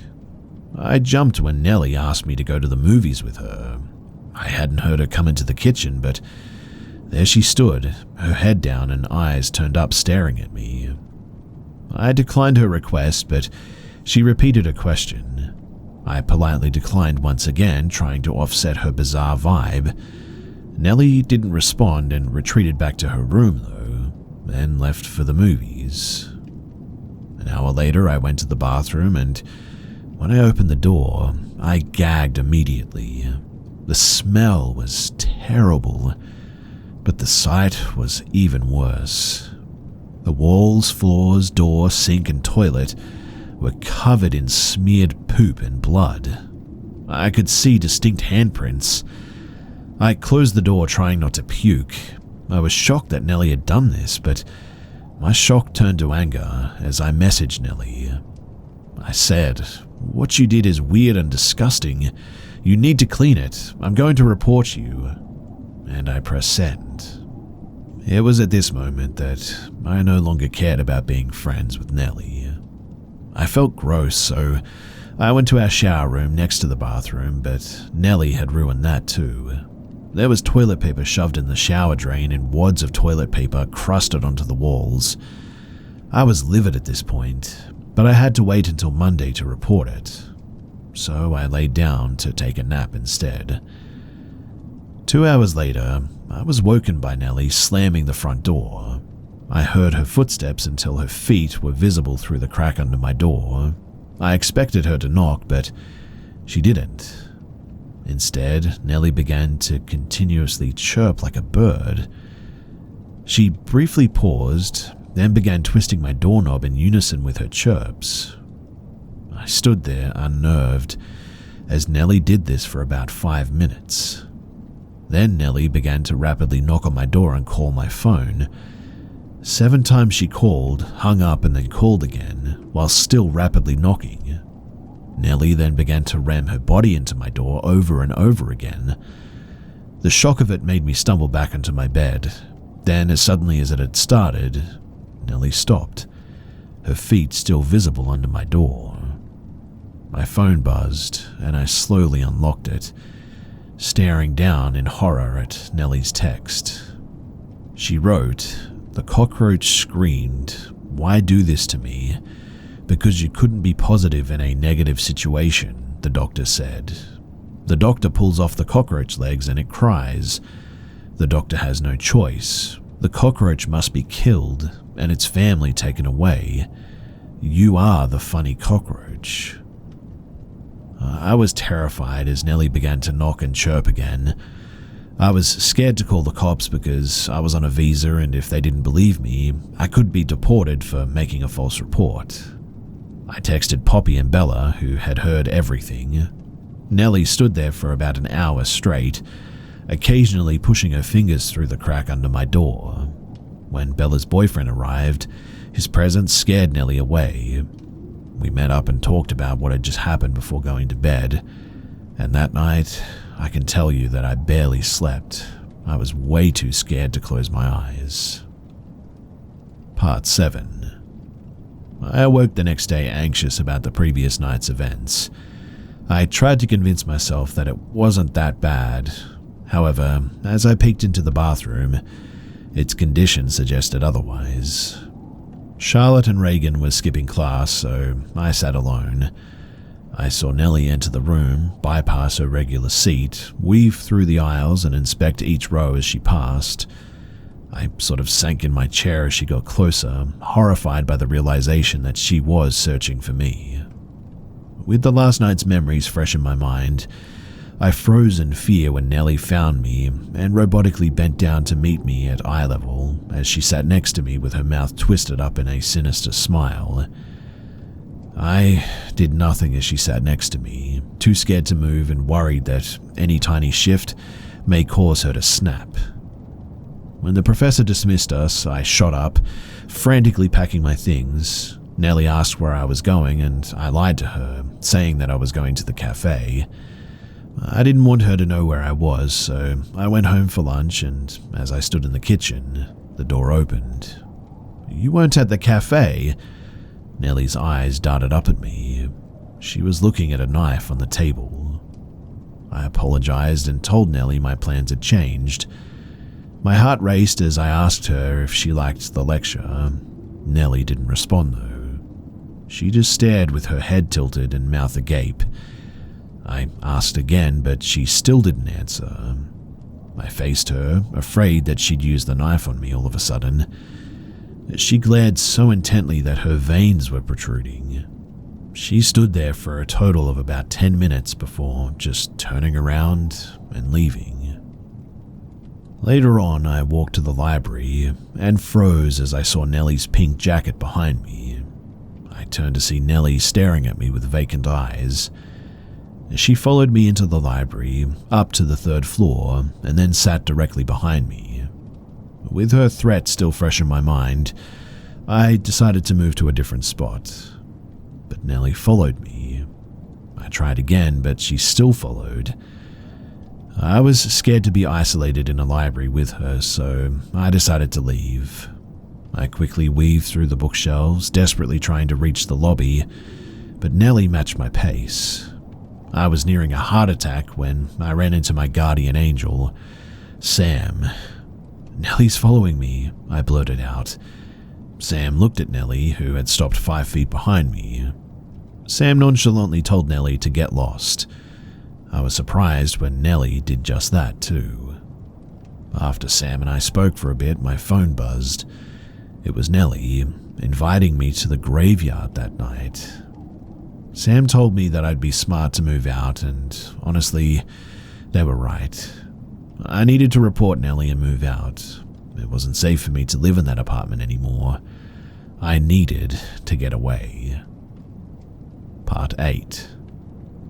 I went to Reagan's apartment as she was the closest person that I had to family while I was abroad. She gave me refuge while listening to me retell the last 48 miserable hours of my life. She reassured me that I could stay with her, and as I held back tears, my phone buzzed. Sam texted that they needed help and to go to the apartment ASAP. I was hesitant to go back in there, but I couldn't just abandon Sam. So I grabbed my stuff and told Reagan that I'd be back soon. I walked to my apartment and stared up at it, feeling a lot like the priest in the Exorcist movie. When I got to my door, I was immediately greeted by my 3 roommates with distraught faces. I followed them into the apartment, and my eyes grew wide as Sam pushed open the kitchen door to reveal a truly demonic sight. Huge amounts of congealed blood and orange liquid pooled across the floor leading beneath our table, where a small bird lay dead with its wings outstretched and its head missing. I felt sick. The windows don't open, so it didn't get in here by itself, that's for sure. Nellie had either found this bird and brought it into the kitchen, or she killed and decapitated a living bird and then put it in the kitchen. I didn't like either of those options, and I assured my roommates that I would report Nellie that night, and that's exactly what I did. I spoke to the school safety board, and things moved quickly. I discovered that Nellie had lied to us about her name and age. Officials in hazmat suits came to clean the kitchen and Nellie's room. The board had me send them photos of myself daily in case Nellie killed me, and they had to identify me. I quickly moved out, and since Nellie avoided the other girls, they decided to stay. I declined to submit Nellie for expulsion because I felt bad for her, and I thought that moving would stop her obsession with me, but again, I was incredibly misguided. Part 9. I was happy that my new roommates were normal and no Nellie's incidences had happened for 2 weeks. I did have a large uptick in random daily Facebook and Instagram follower requests from blank profile users. I knew who was behind this, but I was avoiding Nellie-related thoughts, and I was having night terrors, and the more I thought about her, the worse they got. I blocked another user as I sat down with Reagan and Charlotte in an almost empty lecture hall. Charlotte nudged me as Nellie entered the room, bypassing her usual seat. I felt myself freeze up as she entered our row and began walking toward me, staring at me with her dead eyes.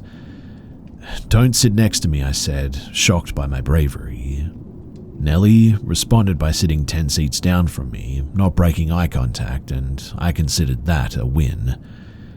After class, I went home and then walked to the store. I forgot to grab a cart, so I quickly turned around to fetch one and ran into someone standing directly behind me. It was Nellie. Did she follow me from my apartment? Does she know where I live? My heart stopped as I backed into another aisle, and Nellie followed. I walked to another aisle, but Nellie followed me again, matching my pace until I went to another aisle and she began to run. I ran away terrified, and Nellie only stopped when I got to the security desk. Security offered to call the police, but I declined and gave them my email to send me the footage of Nellie chasing me.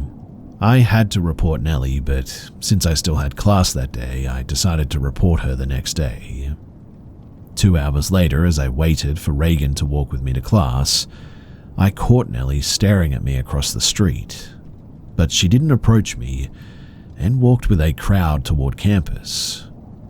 Minutes later, Reagan found me and we headed to class together. I walked beside Reagan, past the buildings and alleyways until a rock caught in my shoe and I bent down to fix it. Reagan switched to the right side of me to look at a billboard, and when I removed the rock, we began to walk again. I turned my head to speak when Nellie literally jumped out of an alleyway and onto Reagan. Her hands were outstretched and clasped around Reagan's neck. Words cannot explain how terrified I was in that moment. Nellie let go immediately and Reagan grabbed my arm, walking forward. Nellie began walking shoulder to shoulder with me, her head turned sideways at an unnatural angle. The look in her eyes was not human. Reagan told me to run and we bolted across the street. Nellie paused but walked away, traffic stopping her from crossing. We stopped and Reagan leaned against the fence as I bent over and covered my mouth, trying not to vomit. After a while, we continued our walk to class in silence. We made it to the lobby and headed for the staircase, but Nellie suddenly stood at the bottom of it. "I won't let her walk behind me," I said, voice shaking. Reagan nodded and we followed a large crowd after Nellie walked upstairs, only to find her holding the door open for everyone. Nellie stared at me through the crowd until everyone but Reagan and I had passed through. "It's okay, you can go first," Reagan said, while smiling at Nellie. I was shocked at how composed she was, and even more shocked that Nellie listened. When we sat down in class, Nellie tried to sit behind me, but someone was saving the seat for his friend, so Nellie left. I didn't pay any attention to that lecture. I sat there shocked and terrified the whole time, while Reagan hunched low in her seat, rubbing her neck. I felt horrible for bringing Reagan into this Nellie stuff, but I knew then that Nellie needed to be expelled, no matter what. Part 10. The next day, I reported Nellie to the Student Safety Board, and they raised the issue to the Disciplinary Board.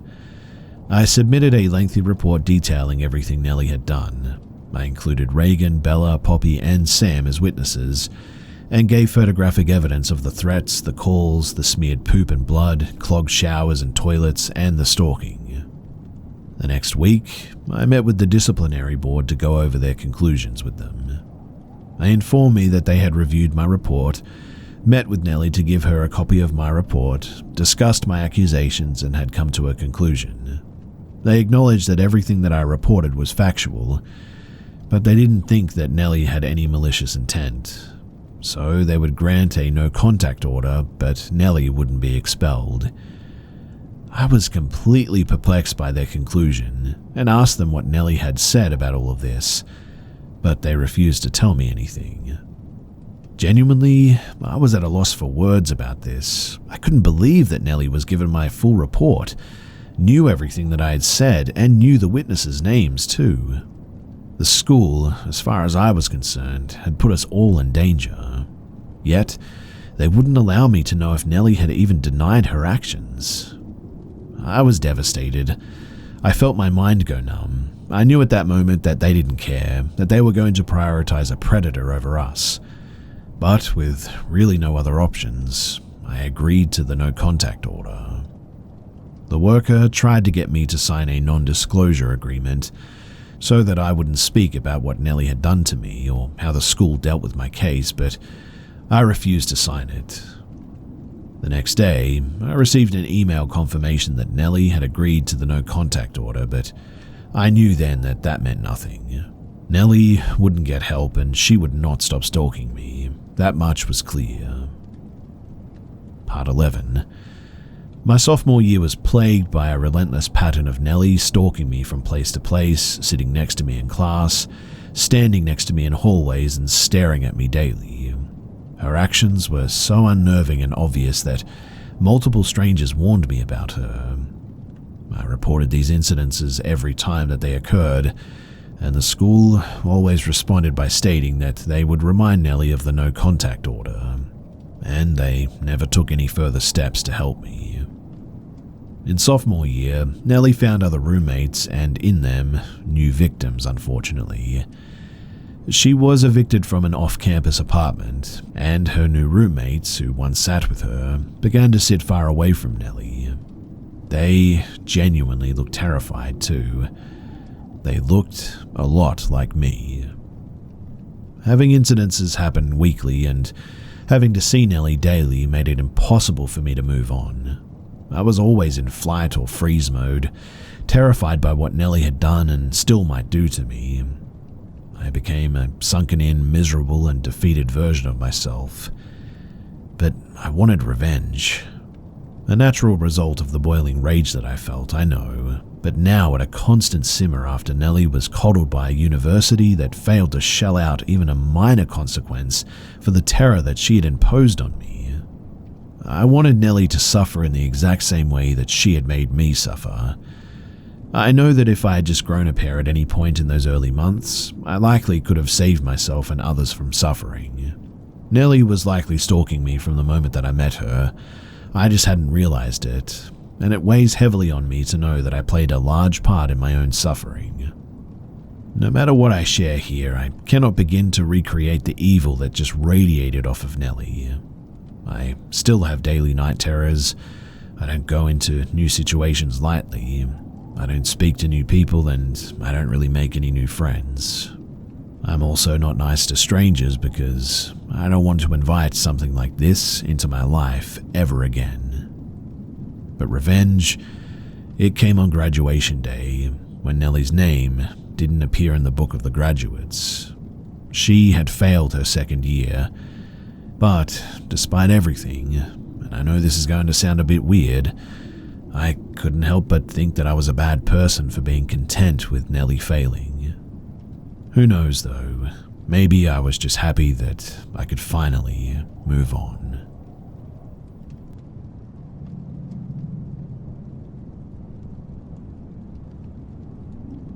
So last year, me and my ex were living in a cottage with our son and my stepson. We lived on a property where the landlords were right there basically. But we got along great though. Their son was a friend of mine and my father went to school with the landlords too. The lady had her brother living with them who is on the spectrum, but it's more like he's just awkward more than anything. Now, I've had suspicions of someone in our house because we would notice things moved around and drawers open. I would always be missing money and all of my change was gone too. That started many arguments between us because I thought that she was stealing my change and cashing it in, and it was all silver coins that I've collected for years. My ex thought that I was stealing money out of her car, and I thought that she was taking out of my car as well. Sometimes too, she would wake me up in the middle of the night, saying that she just heard what sounded like footsteps upstairs, which is the main floor. I would get up and look, and I didn't see anybody. This happened a few times. Sometimes when my ex would get home early from work too, she said that she would hear the downstairs door close but didn't see anybody outside. I've come home from work early around noon when everybody knows that we're normally at work till 5. And one day I came home and the landlord's brother was sitting on my front steps. I said, "What's up? What you doing?" And he said, "I'm sitting, I just got the mail and was dropping it off to you." I literally grabbed the mail out of the box on my way in though, and we have separate mailboxes, so it's not like it was mixed with theirs. I told him, "Don't be creeping around up here. I don't need you on the steps in my area when I get home from work."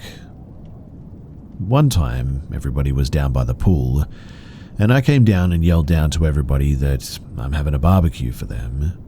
Where I was standing, I could see into the room where their step-grandfather was staying, and he's loaded. Always has a wad of cash, like 10K or more with him. When I yelled down, I heard a commotion and saw him closing drawers and running out of the room, and came outside and creep-lit a smoke. I could tell that he was shaking in his boots though, thinking that he got caught doing something. I told Grandpop that he was in there and he lost it on him. But now for the creepy part. So I've told the landlord that her brother has been snooping in my house, and now I caught him snooping in their house for money as well. We've been out of there for about a year now, and he started messaging my ex on Facebook trying to talk to her. She ignored him for a while, and he kept video calling her, and she wouldn't answer and then blocked him.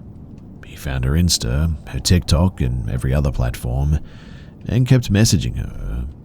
She finally answered and asked if everything was okay, and he started confessing his love for her, saying that he wants to see her and my son. He then said, "I have your panties and leggings." He told her, "I'm on my way home from work and I'm going to put your undies on and watch some explicit material." She obviously said, "What the heck are you talking about? How do you have my underwear?" And he told her that he would sneak into the house and go through her stuff. There were times that she would call me after I went to work and would ask if I'm there because she would hear the door open as she was in the shower. He started sending screenshots of his phone, showing her that he has her as a background because of how much he loves her, and that he likes to put her leggings on and play with himself to her pictures. While living there too, the landlord's kid was telling us how he hears him playing with himself in his room and plays videos really loud, and him screaming her name as he was doing his thing. We didn't really believe it at first, but now, holy cow. He was working at a farm that is also a doctor's office. He was fired because he was sneaking into the house and watching this girl that lived there sleeping. Also because he was apparently creeping on children in the playground at the doctor's, and he had no reason to be over there when his job was on the other side of the property.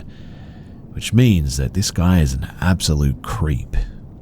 He told my ex that he has 13 articles of clothing that he took from her as well and is very proud of it. Told her that he has underwear and clothes from other women that rented the cottage as we did. He thought that this was okay and would somehow make my ex attracted to him. He started asking for her address so that he could send her stuff back to her, saying, "Why do you hate me, baby? I'm in love with you and I can do everything you like." He then said, "I've seen how he makes love to you and I could do so much better." And what the heck, right? Was he watching us? He was definitely watching us sleep. My son slept in the room with us and he was a newborn in that house, and we were there until he was 3 before we moved. My stepson had his own room which had a door to the outside, so he would have had to have walked through his room to get into ours. My stepson was uncomfortable, saying that he hears things at night on the window and that sometimes the window would open by itself too. She is going to bring all that stuff that he texted to her and admitted doing to other people to the cops because he needs to be stopped. And so, there's my story. What do we do next though? I don't need this guy trying to creep on my ex and my son. It's all very unsettling and the whole thing has really disturbed me.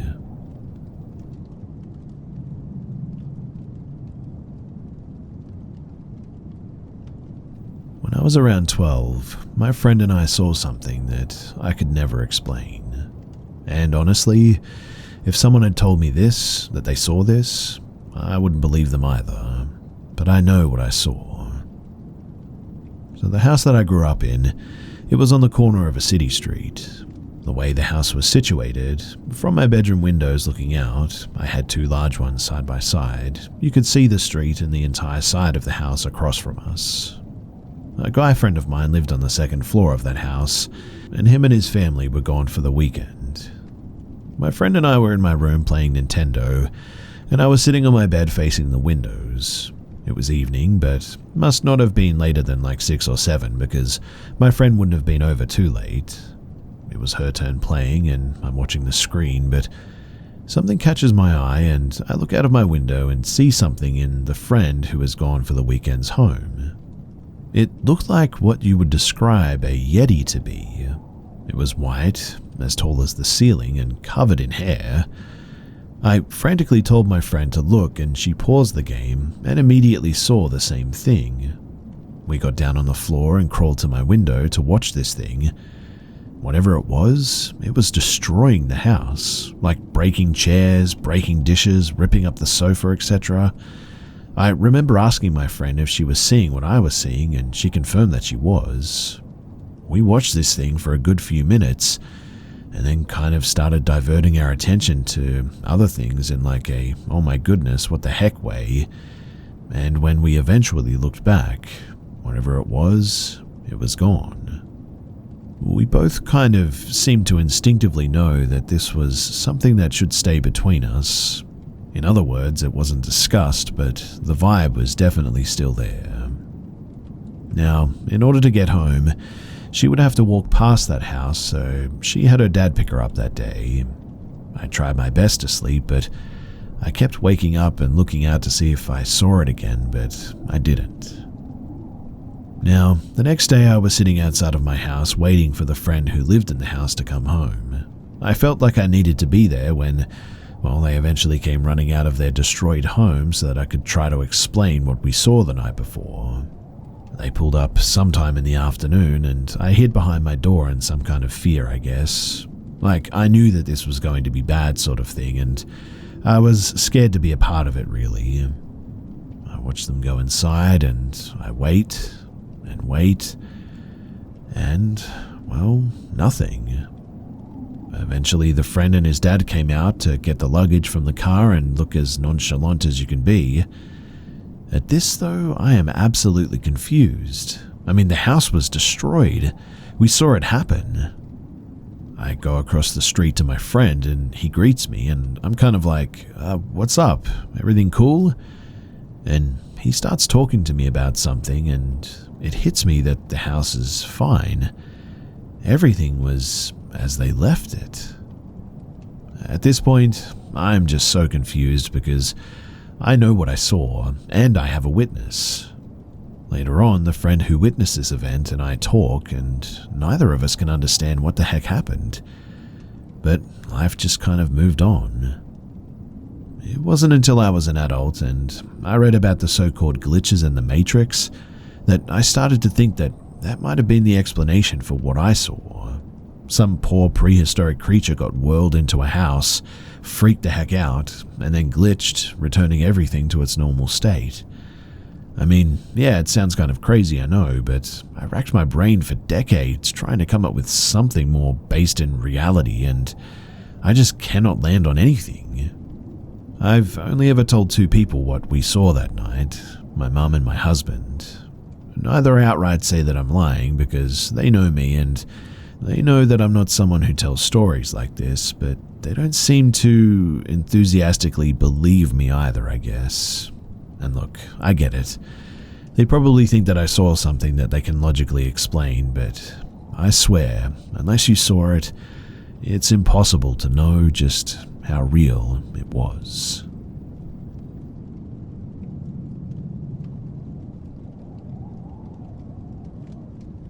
Years ago, my ex-wife and I were visiting her grandmother for the 4th of July in an old mining town in Montana. Her grandmother lived in the home that she was born in, built in the late 1800s, early 1900s, an old brick and stone house cluttered with era-appropriate furniture, paintings, and decor. Very old and very eerie. Now, after a day of barbecuing, sightseeing, and lighting off of fireworks, myself and my ex-wife head to bed. The room that we were staying in was off of the kitchen, but was 2 small bedrooms connected with a hallway between and a single door back out to the kitchen. My ex falls asleep immediately, and I laid there a while before hearing her grandmother come in and take the bedroom attached to ours. She gave up her own bedroom to my ex's parents, who were also staying. I hear the creaks of an old bed spring as she adjusted to lay down when, all of a sudden, she starts mumbling, progressively getting louder, clearer, and more violent.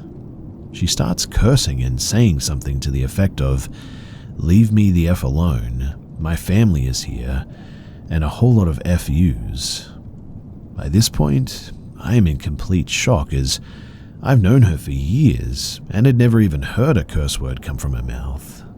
She starts to say no, no over and over, and from the corner of her room across the hallway, a straight shot from her, I'm laying, I hear a very sort of labored gasping, breathing sound, like someone is halfway breathing underwater or through a machine or something.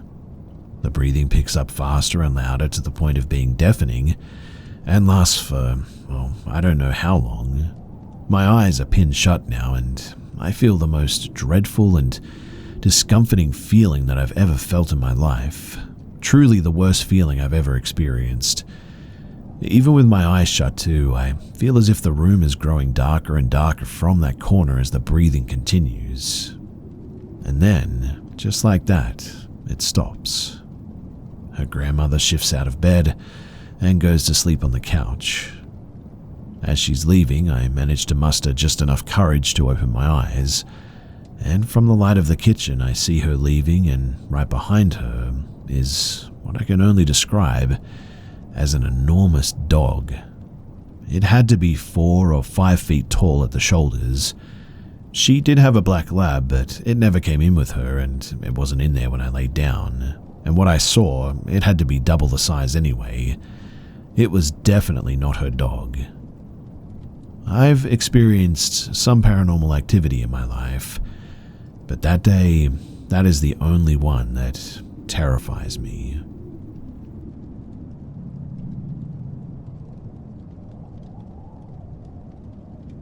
Tonight, my fiancé and I were able to tour a haunted asylum.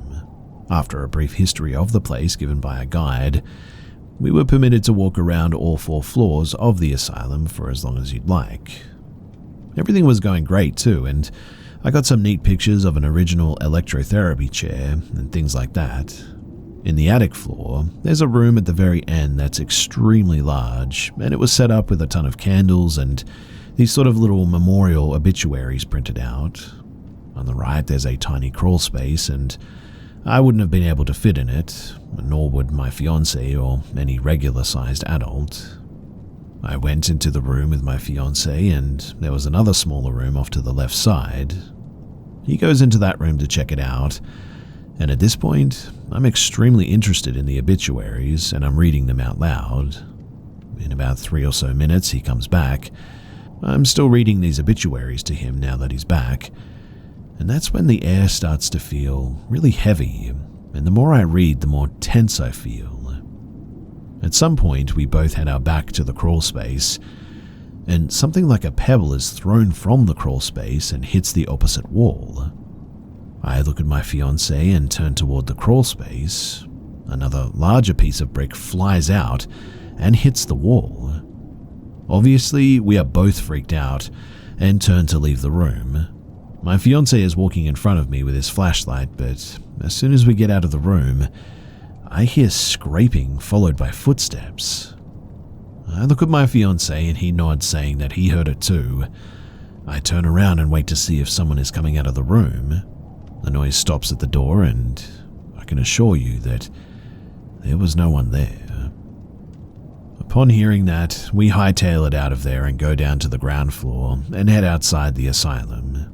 We are both excited and freaked out at the same time that we had experienced something down there. The atmosphere was so heavy when we got outside that it felt like every muscle in my body was tensed. I took some time and we headed home after a few minutes. This wasn't the only thing that happened though. You see, when we were taking pictures of objects like chairs and such, my phone kept refusing to take the picture, stating that my subject wasn't close enough to the camera. It kept doing that autofocus thing where it finds faces, and it was just focusing on air above the chair where a face would be. That was a bit freaky, but technology is weird sometimes, so I'm not too sure about that one. Anyways, it was fun, and I'm thoroughly freaked out now because that crawl space thing was certainly not any technological error or something to that effect.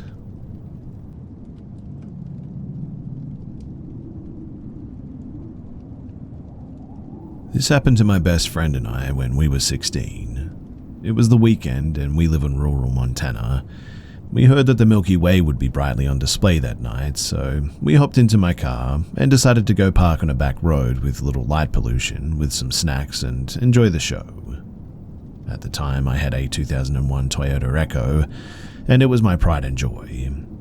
I opened up my sunroof, and we found a nice little pull-out on a gravel road that I had driven well over 100 times. We locked all the doors, put our seats back, and stared up at the beautiful starry sky as we chatted and ate our snacks. We were in a farm area. There was one little house about a mile behind us. The house was quiet and the outside light was on, but it was nearly 1 a.m. After about half an hour, we began to hear footsteps on the gravel road approaching us from the rear. It was dark, but the sky lit up the outside well enough for us to see our surroundings for a good distance. We couldn't see anything walking on the road, though. Growing up on these back roads, you learn over time what different animals and humans sound like walking through the woods or on the gravel like this. I'd been on these roads my whole life and could tell that this was not an animal. It was far too noisy, and the heel would scuff the rocks as if it was a heavy pair of boots. We watched intently, but right when it sounded close, it stopped. But then we heard whistles, high-pitched, eerie whistles. At first, my friend said that it sounded like a recall whistle, like maybe someone nearby was calling their dog. But then they got short, and they were sporadic with no real pattern. At that, I closed the sunroof and we began packing up to go. I threw the blanket on the back seat, and we put away our snacks.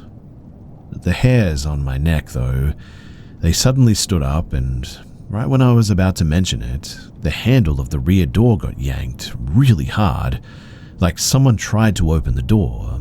It snapped like it was let go hurriedly. I looked out that window the moment that it happened, and there was nothing there. There was nowhere to hide, too. My mirrors were pointed in all the right places, so I had a good view no matter what angle I looked, and we didn't hear anyone run away either. Goosebumps suddenly formed all over our arms, and I threw it into drive and sped off. The next day I returned. I wanted to look for footprints or some sort of an explanation for what happened that night, but really, there just was none. It was quiet, and the only trails in the gravel were tire tracks from the night before. I don't know what it was, but to this day we get scared when we talk about it.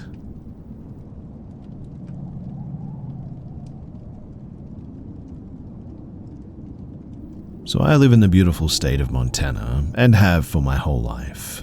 Just like everywhere, there are some really haunted locations here. I love to visit them and learn the history of Native American battlefields in the Old West, and Deer Lodge State Prison is one of those locations. Built in 1871, there is so much crazy history here. I highly recommend the visit if you ever get the chance. The location has been investigated by many paranormal teams, including Zach Baggins and the Ghost Adventures crew. I didn't go to investigate ghosts, I just went to learn the history, but I encountered something anyways. I've been 3 times now, and I have encountered something every single time too. My first experience happened in the hole, and not the original hole from back in the 1800s, as that one is not open to the public, but the solitary confinement cells found beneath the eerie shower room. Throughout the whole visit, I just felt dizzy and sort of heavy, I guess. I have had many paranormal experiences and am very sensitive too, so this was not something that freaked me out, but still, the hole was the darkest presence that I'd ever felt. I placed my palm on the floor and the entire space seeped its heavy energy into me. I thought for a moment that I would pass out, but I put my walls up and that's when I heard screaming in my head, the voices of prisoners losing their sanity alone in the dark, I would guess. I even heard a voice say out loud, "Turn the light on." My husband, who was actually in the cell, thought that I was the one who said it, which freaked me out because it meant that he heard something too. He replied, "There is no light, honey, duh." The second experience was in one of the very small original cells at the far end of the property. These cells were not part of the cell block. They were completely concrete and super tiny. I walked in mortified at the conditions that these prisoners were forced to live in. My best friend was ahead of me, peering around the small quarters. These cells consisted of 3 sleeping cells and a shared bathroom. I stood near the door, and suddenly I felt a burning move from the top of my bra strap down diagonally towards the center of my back. At that, I ran out of there, suddenly feeling like I couldn't breathe anymore. I also had 3 distinct scratches when my friend checked, and if you're familiar with the paranormal, then you know what that indicates. That same day, we went into the women's prison side too. My husband felt super uncomfortable, like he wasn't supposed to be in there. He told me that his skin was tingling uncomfortable, like he was being shocked or something. I said, "He's with me, please leave him alone. He just wants to know your story," out loud. And after that, my husband felt fine and was able to finish the tour comfortably. The other guy with us was so uncomfortable though that he left the building before I even knew what he was experiencing. I think that the women felt violated by having men in there, is my best guess. I'm very fascinated by the place and I'll be going back for sure. Each time I experience or feel a different thing, and there are countless spirits there, and honestly, it's a really, really amazing experience.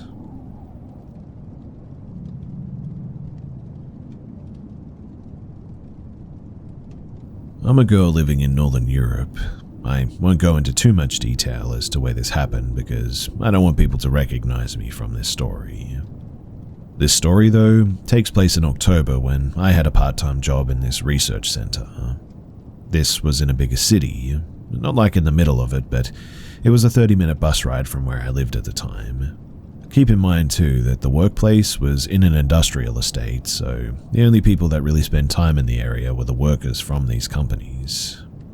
I worked all 3 shifts, morning, evenings, and nights, but I did mostly night shifts because none of my co-workers really wanted them, and I'm a bit of a night owl anyway, so that 10 p.m. to 6 a.m. shift worked really well for me. Now, this happened on one of those night shifts. It was a Thursday night, and I was one of the 3 workers there that night. We didn't work together. We all were in our own sort of departments doing different kinds of work, also far from each other in the building. I worked at a chem lab doing water analysis, so it was not any kind of customer service job. We were basically all alone, and it got usually really quiet and rather peaceful. We had no security guards, but it was pretty much impossible to enter the building without an identification card. All doors were locked, and everyone that worked there had these cards where you hold it in the sensor on the door and it opens. You also got to use the card when leaving the building as well. These locked doors were not only on the outside, but also on the inside of the building as well. So if anyone somehow managed to get through the first door without the card, they couldn't really get any further into the building, to the labs for example. The door locks again immediately after you get in or out as well. Considering all of that, we never really had to worry about someone uninvited getting in, even in the nighttime. This particular night, I took a bus and headed to work.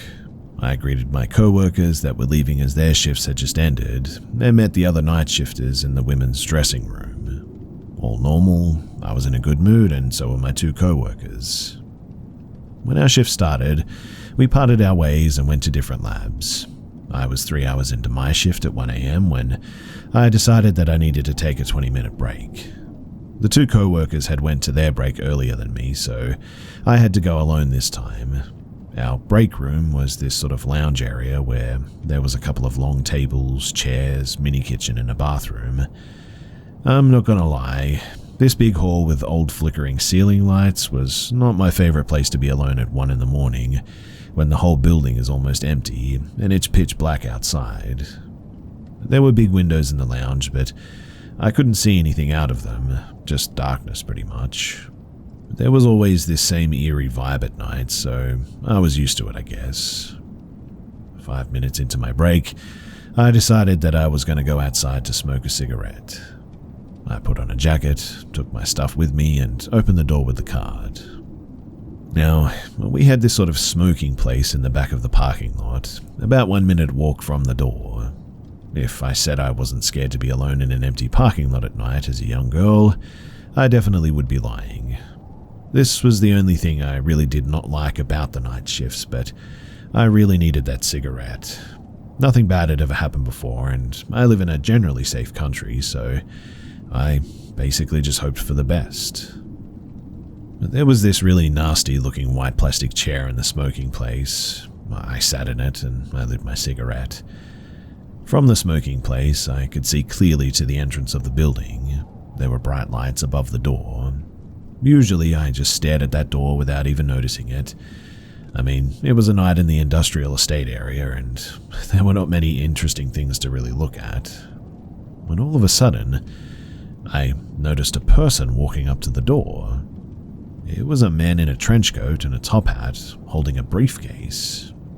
I had never seen this man before, in my work or anywhere near this place. This man stood still in front of the door, not moving at all, facing the door. Even though nothing seemingly bad had happened yet, just a weird man standing by the door, I cannot even explain in words how scared I suddenly become. I had to somehow get past that man to get back inside. He doesn't know that I'm here, he didn't see me, but what if he does something to me when I'm trying to get inside? Is he trying to get inside? What does he want, and who is he? This was the only door where I could enter the building from outside, so really I had no choice but to try and ignore that man on the door and get inside. But what on earth is this weirdly dressed man doing in this area, at 1 o'clock in the morning of all times? There is clearly something that he wanted from us, and I wasn't even sure if I wanted to know what that was. I started walking towards the man in the door while he was still standing, not knowing that I'm here in the parking lot. The closer that I got, though, the more scared I got. I had to stop and think again. I knew that it was part of my job to confront unwanted people, trying to get in and tell them how to contact our customer services, but keep in mind, this is 1 in the morning. A weird man who appeared out of thin air and an 18-year-old girl alone? I had this gut feeling that I should not go to that door. I decided to call my co-worker that was there that night and ask if she could meet me at the door and let me in, so I didn't need to face this man alone. So I went and hid behind my co-worker's car that was in a parking lot to make a call. I was hiding behind the car in this position where I could still see this man through the car windows. I wanted to see if he would leave, and if he did, where he would go. My co-worker answers the call, and when I start whispering in the phone and explaining the situation, I watch in horror as the man turns around and stares right at the car that I was now hiding behind. I don't know if he actually saw me. I don't think that he did, but he for sure heard that there was a woman talking behind this car. And what happened next was honestly straight out of a horror film. When this man found out that there was someone behind the car, he started slowly and quietly approaching me, not knowing that I could see him through the window. But here's the thing, he didn't walk, he didn't run. Instead, he was on all fours, crawling towards the car. I couldn't even scream. I just froze from fear and the phone dropped from my hand.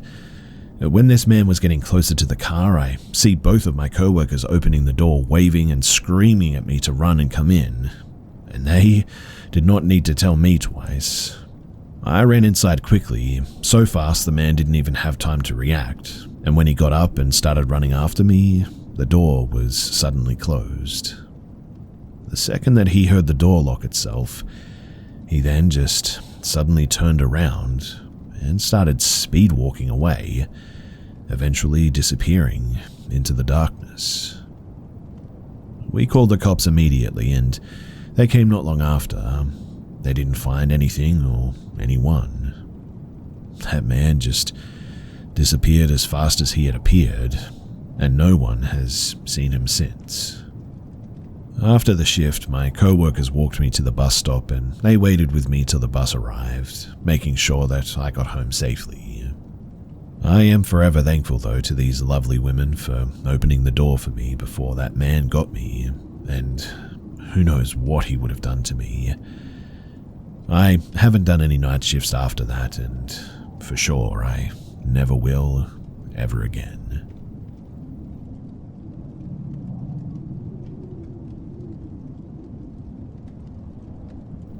This incident took place in the summer of 2023. Last year, I transferred with my company to take a new position in a major Midwestern city. My spouse was still working and living back in California for the next few months, so I rented a studio apartment for myself in a newly renovated apartment building in a popular downtown neighborhood until we could look for a place together. The apartment was small, but it was nice. It was in a secure building with interior hallways and a nice downstairs lobby. I was one of the first tenants to move into this newly renovated building, and other new residences soon started moving in too. A major advantage of this move was that I'd only be a couple of hours' drive from my hometown and my parents as well. I started my new job and everything was going great. I was enjoying my new neighborhood, and the neighbors in the apartment building generally kept to themselves, like I did. Then, a new guy moved in across the hall, and everything changed. David was a single man in his 60s and was very different from the college students and young professionals who lived in our building. I started noticing his erratic behavior almost immediately.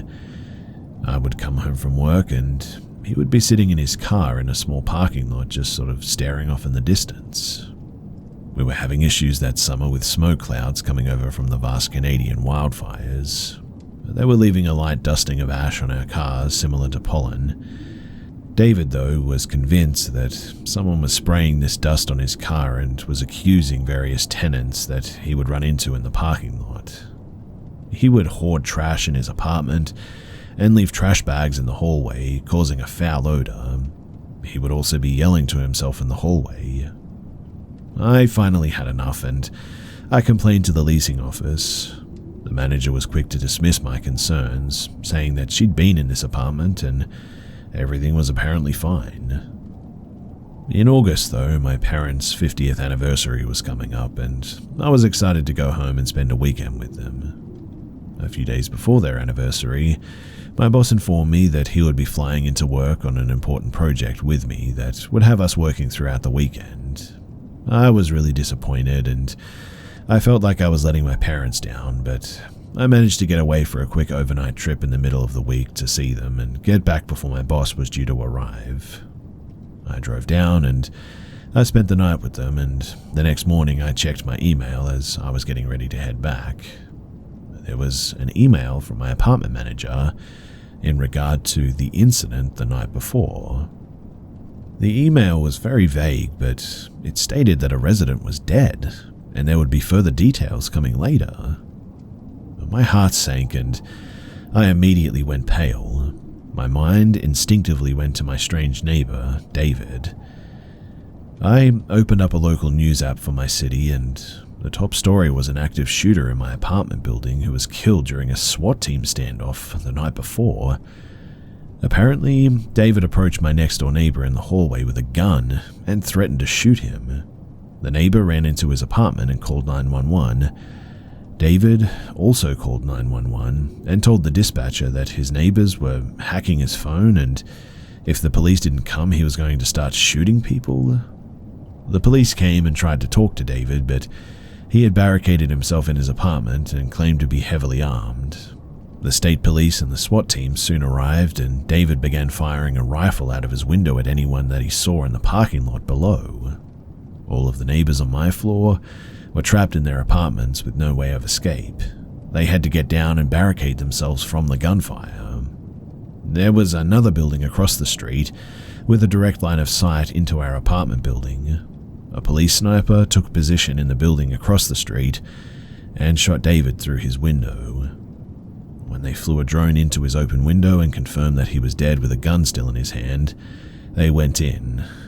Luckily, nobody else was injured. I got home later that day to a bullet-riddled apartment building, and several neighbors who normally didn't speak to each other were hugging and crying and showing each other videos of the incident from their hiding places. I've never been so lucky to have been out of town. If my boss hadn't have messed up my plans, I would have been home that night, and who knows what would have happened. I'm sorry David didn't get the mental health attention that he needed, honestly, but he put so many lives in danger, and I'm just really glad that I wasn't there.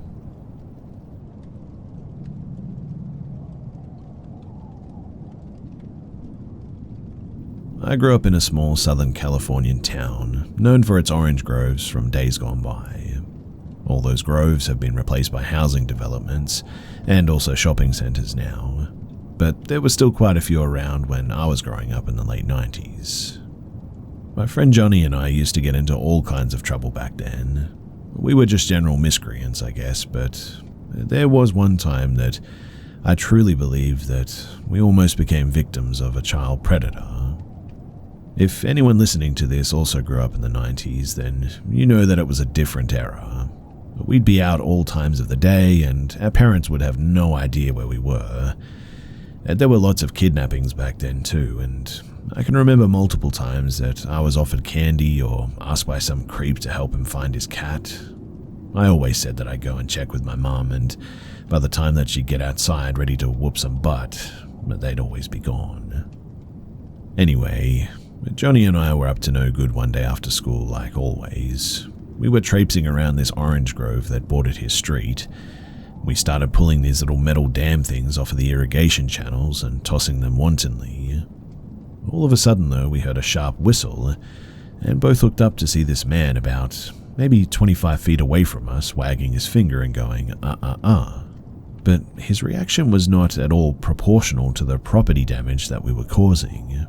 He clearly didn't own or work in the grove, because instead of screaming at us to stop, he had a grin from ear to ear, and I can still see his face in my mind all these years later, and it gives me chills.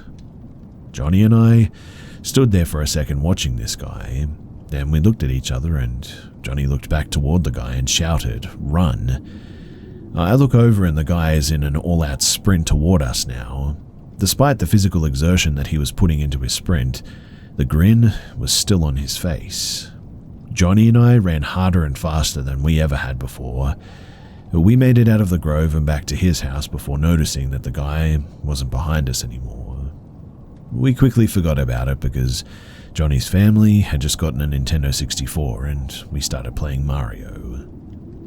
I cannot remember if it was the next day or week or what, but sometime after this happened, we were both with his mum getting donuts, and we saw a wanted poster with a sketch of a man that looked awfully similar to the guy who chased us.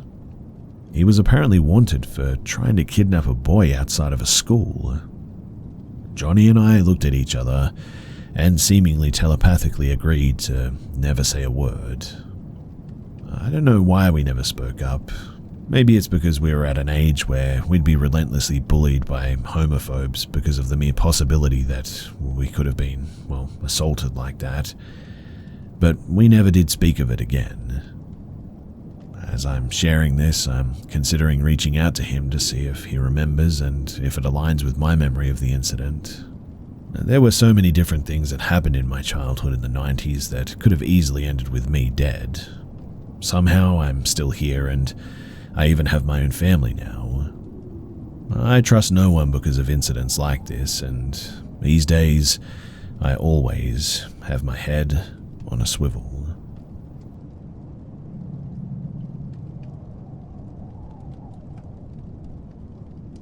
This is a story from what a friend and I saw 7 years ago. It was the week of my birthday, November 2nd, 2017, and as I shared a birth date with one of my gamer friends, we decided to have a weekend birthday party that would take place from the 3rd to the 5th. One of my friends had to go to work that Friday and work for a couple of hours before he could come back, but he didn't arrive.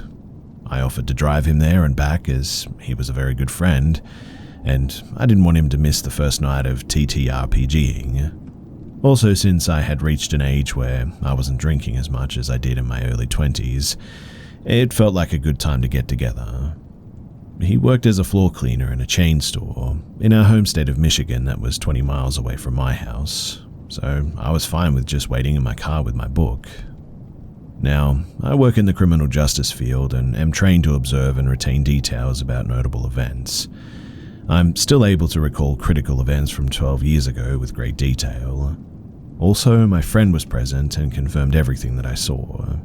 He may not work in the criminal justice field, but he did go to college focused on it, and he is a great observer, often noticing things that all our friends miss.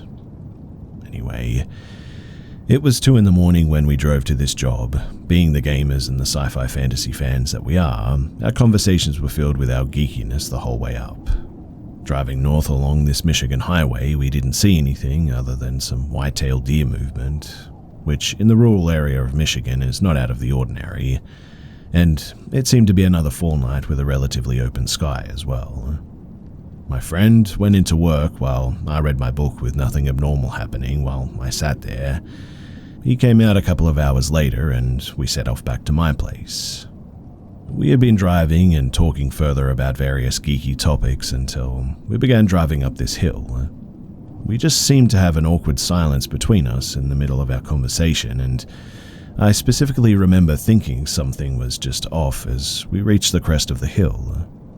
At the crest of the hill is a house on the passenger side of the road, with a mailbox and a guardrail which leads from the base of the hill up to the driveway because there's a crazy sort of ditch on the other side of the rail.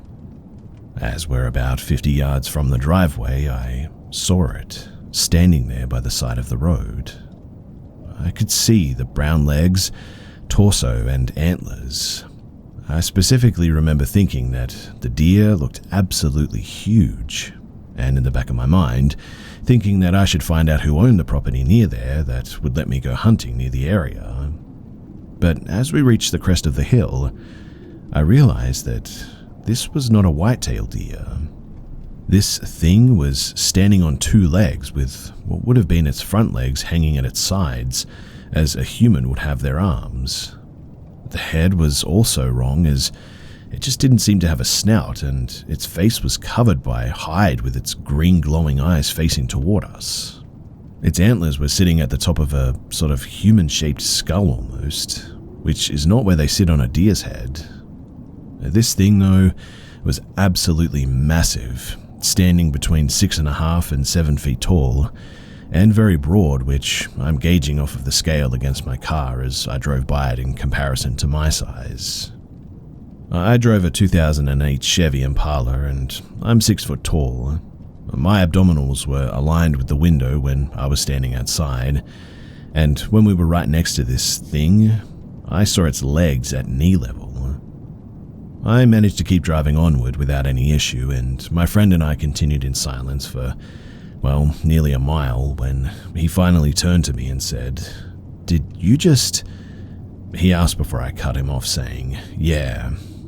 And as he brought it up, I felt a knot forming in my stomach. He continued, "You know, that could be a..." I cut him off again and said, "I really don't want to talk about it, okay?" We stopped talking about it and continued for the next 10 miles in silence till we reached my house. We went to bed, even though some of our friends were still up, but I didn't sleep well the rest of the night. It should be said that I grew up in this 4-county area, and I've been traveling these roads at all hours of the day and night my entire life, especially the one that we had taken, which I traveled at least twice a week at roughly the same time frame. I have extensive experience with Michigan wildlife, and have acted as the nighttime deer spotter for my family since I was old enough to see over the dash. I've hunted since I was 10 years old, and have killed many deer, and as is common in my area, I have been the victim of a car deer accident more than once in my life. If anyone thinks it was a person doing a prank, you could factor that percentage down to pretty much 0. It's near the end of bow hunting season at that time, and no one outside of the towns and cities would dare dress as a deer, much less by a road. I also discussed this with my friend before sharing this, and our descriptions of the events matched. We don't talk about this much, and we really don't see each other often at all anymore. Also, I was used to staying up till dawn, so it wasn't me being tired or anything. Weirdly though, why did it seem we had entered a sort of trance like that? I've seen blood spurting out of someone's open neck, and I've not missed a beat as I applied pressure waiting for an ambulance, so why did this bother me so much? What was it? A Wendigo, a skinwalker, a not a deer, or something else? The questions still haunt me, along with the anxiety that I feel every time I walk into the woods. I haven't seen anything like this since then, and really, I hope that I never do.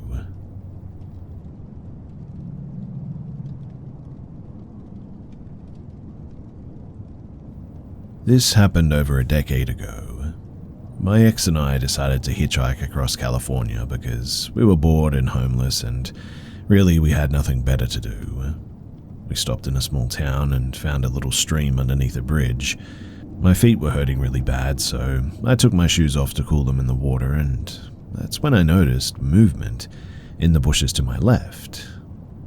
Then a strange man walked out, staring at me wide-eyed. He made a movement with his finger as if he wanted me to go into the bushes with him.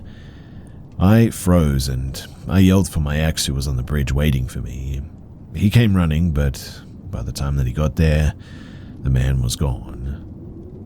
It was a really creepy experience, but I'm used to weird things happening to me because I look much younger than my actual age. I know he must have thought that I was a kid at that time, which that makes it even worse, I suppose. It's unnerving, though, to think that someone could be comfortable enough to do that in the daytime. And that is why these days I never go exploring by myself.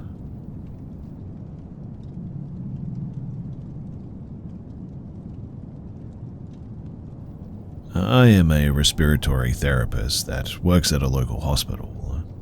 I was on my way to work, about less than a mile away from my occupation, when the car in front of me quickly merged into one of the emergency lanes, as if something sudden had just happened.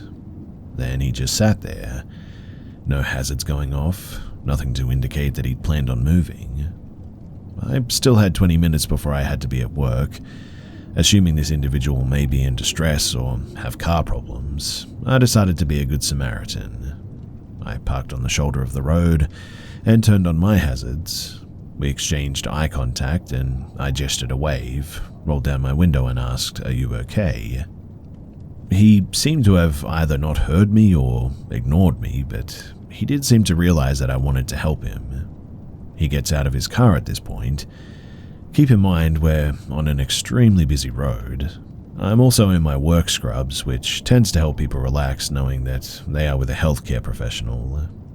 However, this was different. When he got out of his vehicle, I assumed that he would have told me that he was in some type of pain or something that caused him to pull over abruptly. I mean, he'd been driving fine the entire time that I was behind him.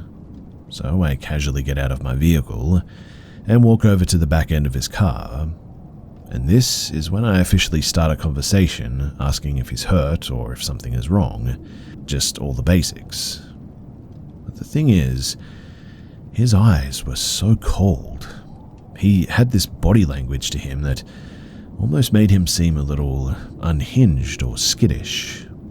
He hadn't answered any of my questions, so I tried once more asking, "Hey man, we're in the middle of a busy road. Is there something wrong with your car or something going on with you?" He simply replied, "No."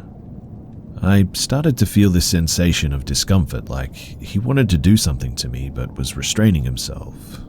So I just continued to play it off.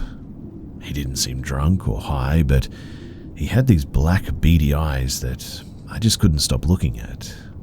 It was as if he was just a vessel to something dark. I tried to continue the conversation. "Well, why did you stop, man? You don't want to get hit out here, do you?" He replies, I don't know where to go." I didn't know what he meant by this, so I questioned further by saying, "Do you know what city you're in right now? If you're lost, I can tell you where the nearest highway is," which was also less than a mile away. His reply was a little chilling. "Anywhere but here." I was now really confused. He didn't know where he was, but he felt this urge to get out of the area as quick as possible. So I asked, "Well, what direction are you wanting to go? The 75 north will take you to Dayton. You could also take 75 south and you'll head to Cincinnati." He then asks, "What would you do in my position?" Now, I have no idea what he meant by this.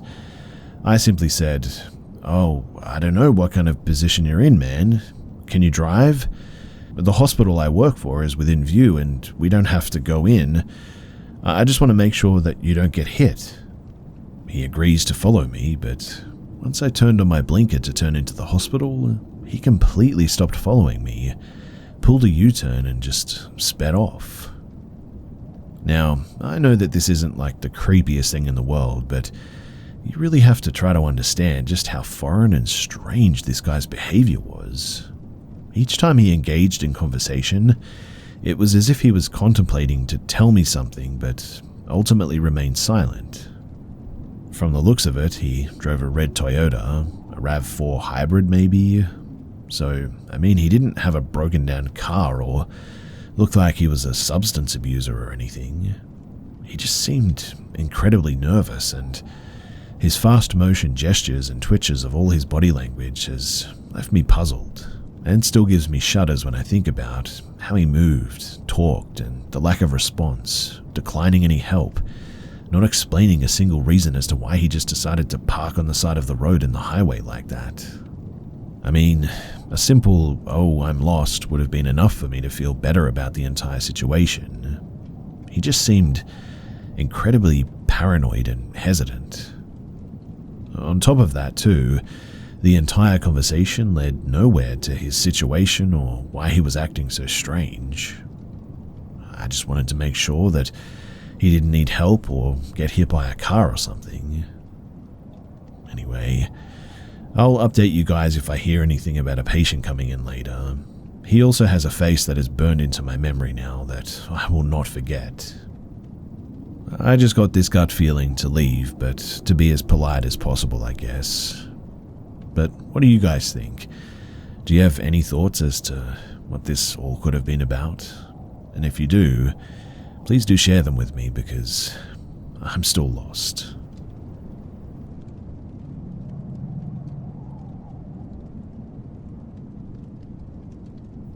So, this started about 2 to 3 years back. I had just experienced a terrible breakup, and I started receiving these really disturbing phone calls. It started simple. The first call I answered, and the person on the other end said how much they missed me. Now, I have a very small circle of friends, and I'm not on Facebook or any social site where I update my photos or daily activities or anything. This is important too. And I know that the ex that I just split up with had nothing to do with the following as well. The first call, like I said, was simple. They said that they missed me. I asked who it was, and they said, "It's me, don't you remember?" So I just hung up, and they immediately called back. Crying and upset that I was being mean. The caller clearly was an adult male, but they were talking as though they were a very young child, around 6. I hung up again and they didn't call back. Looking back, I should have blocked the number, but as I mentioned, I just got blindsided by a breakup and I wasn't thinking straight. Then they kept calling. They would call, and if I didn't answer, they left messages saying how pretty I looked with my blue sweater that day, or that they knew how I took my coffee now and said that they would remember it for when we finally went out for a drink together. At that, I blocked the numbers, but they would call from another. I answered one day, yelling at them to leave me alone, and hung up again. When they called back, it wasn't the boy this time, but his mother. She was very upset, saying that I was hurting her boy by not wanting to play, and you could very clearly hear the boy crying and screaming in the background. At this point, it dawned on me that this actually wasn't a joke, a prank, or something like this. There was something seriously wrong with these people, and they were obviously watching me. For a few weeks following my breakup, I had to live in my car. The entire time I hardly slept. I was terrified, thinking that I would wake up one day and see him standing outside of my windows.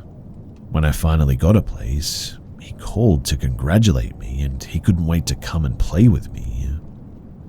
I haven't heard from the people for a year now, but I checked my phone after a very busy workday and I noticed 10 missed calls, and to be honest, I'm terrified to check my voicemail.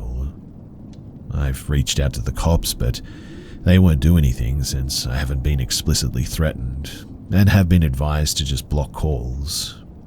I'm going to change my number, but I'm terrified that the calls will continue even after that, and that it will upset them further. I'm sharing this because I'm hoping that people might have some kind of advice for me if I reach out to them, or tips or something, because right now, I honestly feel like I'm living in a horror movie.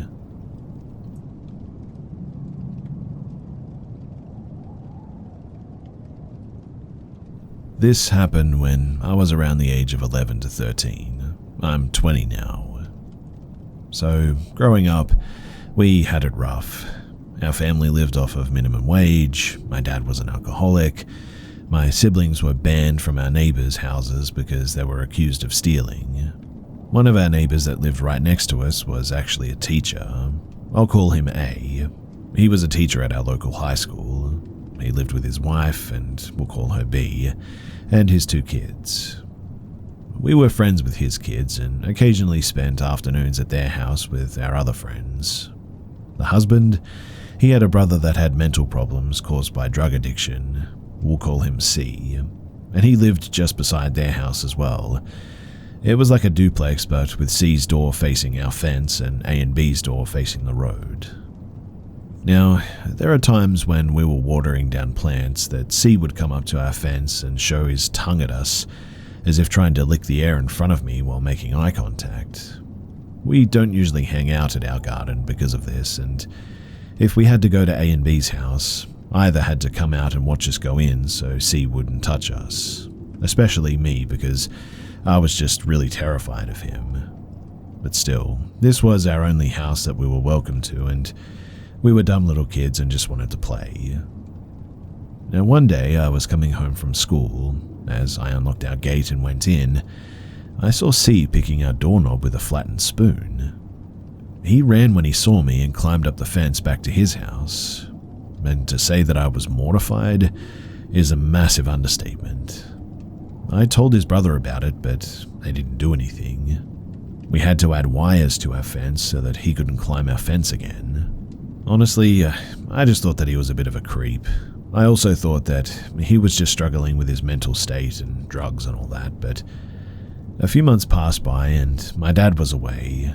But by the way, I had 2 siblings, all of us are girls, so when my dad left for something, the only ones left in the house were all females. One night though, I heard a discreet sort of psst while I was filling our water containers. I ignored it, but then I heard it the second time and I looked around and saw that it was A calling me from the other side of our fence. He signaled that I should go outside because he's going to give me something. It was a 20 peso bill, rolled really tight. This was weird because when he handed me the bill, his other hand was inside of his shorts. It happened again after a few days, and this time he was wearing only a towel on his lower half, and his hand is again inside the towel, clearly doing something under there because I can see his forearms moving. This time, I was really creeped out and went inside immediately. I never told my parents about this. I noticed he also started calling my other sister, and I told her to stop going when he calls, and she did. After that too, we never went to their house again. We transferred after that, but since I attended the high school he was teaching at, and some of my friends are his students, I still heard some pretty disturbing stories. He was apparently really into the female students, mostly sarcastic to males. Years after, he was discovered that, yeah, you can guess the rest. And I don't know what happened after that, but I still haven't told my parents my story, and I'm wondering if maybe I should.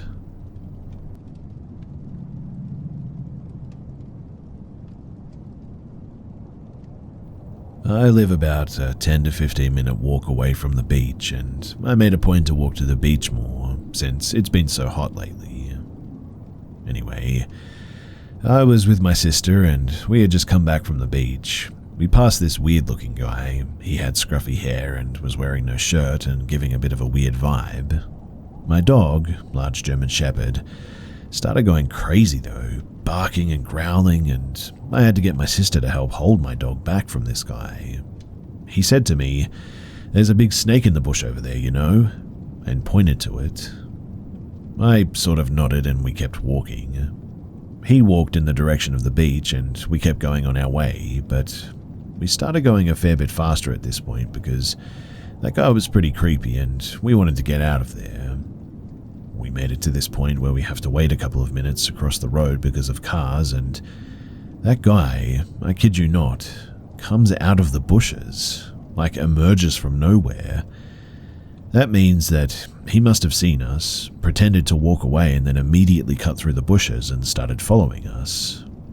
We then started walking home, and he kept following us, sticking a few meters to the left. I then said in a loud voice, "I think that weird guy's following us," and he immediately turns around, walks up to this path that he already passed and goes up it. We were pretty sure that he was still watching us and following us, so we made a plan to go a different direction, so as not to let him know where we live. We did circles for a bit, and then we went to our house and told our parents about what had happened.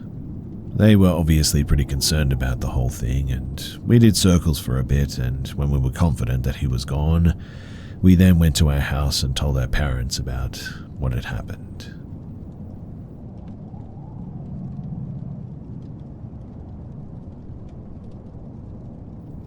I was sleeping in my dorm room and I was alone, and suddenly I woke up in the middle of the night and I couldn't move. I've had sleep paralysis a few times before, so I didn't really care too much, and I tried to fall back to sleep again. Also, I have my bed against the wall. After almost 20 or so seconds, I then started hearing footsteps which were coming from the other side of the wall. They were not normal footsteps though, they sounded like someone was jumping aggressively or walking in a very weird manner. I was still sort of paralyzed throughout the experience, but I tried to bang on the wall as I thought that the girl from the other room is doing it intentionally.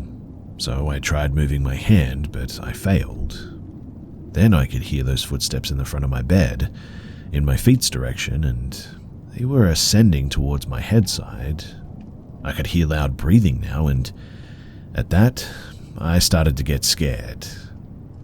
I had another bed on my right side which was empty. I looked through the side of my eye and I could see the mattress which had dents on it, as if someone was standing on the bed, and suddenly I could feel that someone had just started jumping on that bed aggressively. I was absolutely terrified, and I was about to have a heart attack then and there, it felt, but slowly I got released from, well, the paralysis, I guess you could say, and I could still see those feet jumping on that bed though. I suddenly started chanting some mantras and it then disappeared and the curtains moved. I checked the time and it was 3:45 in the morning.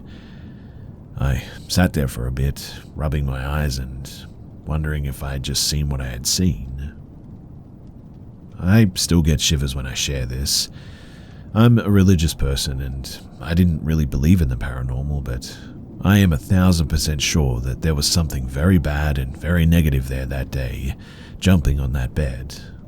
I could sense the negativity around me for the entire time, and I have never felt this sort of negativity ever in my entire life.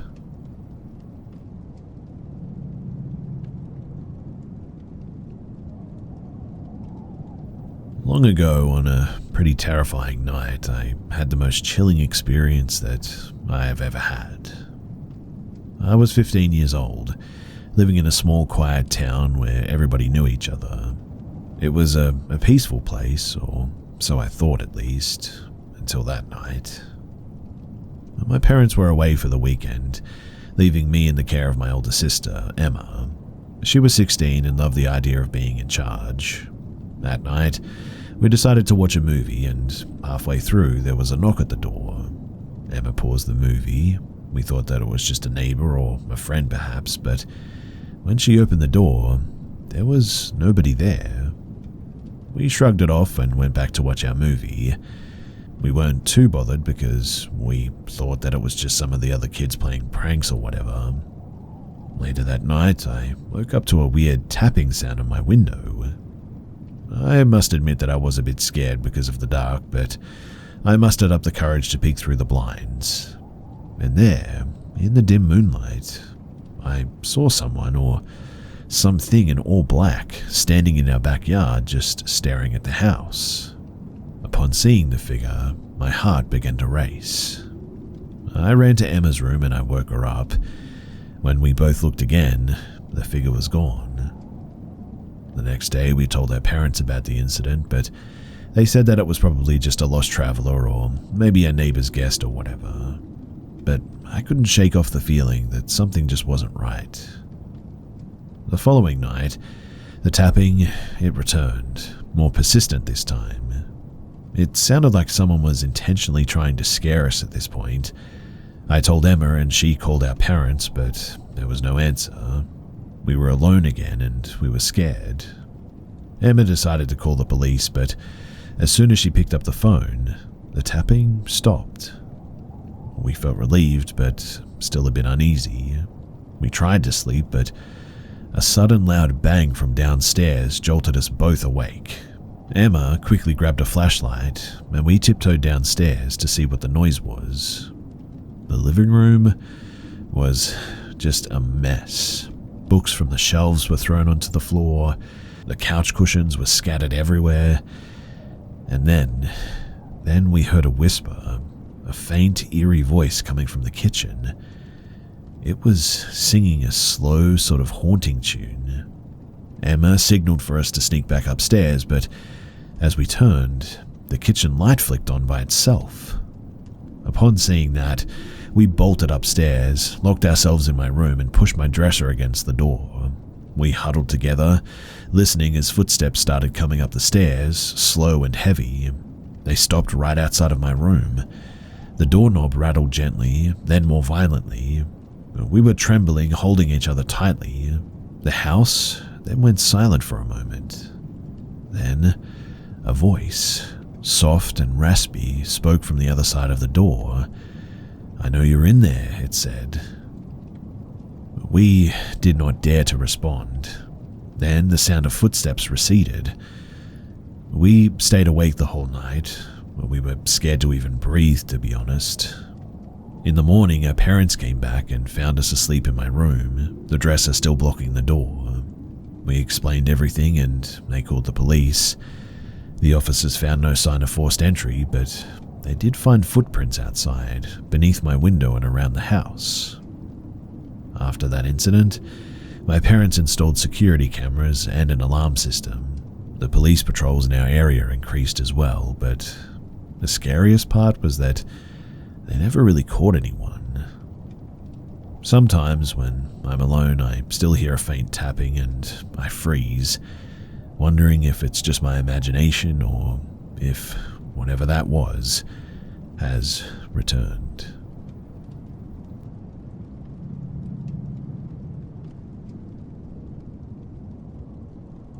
This was during the pandemic in San Francisco. The streets were a lot more bare than usual that day.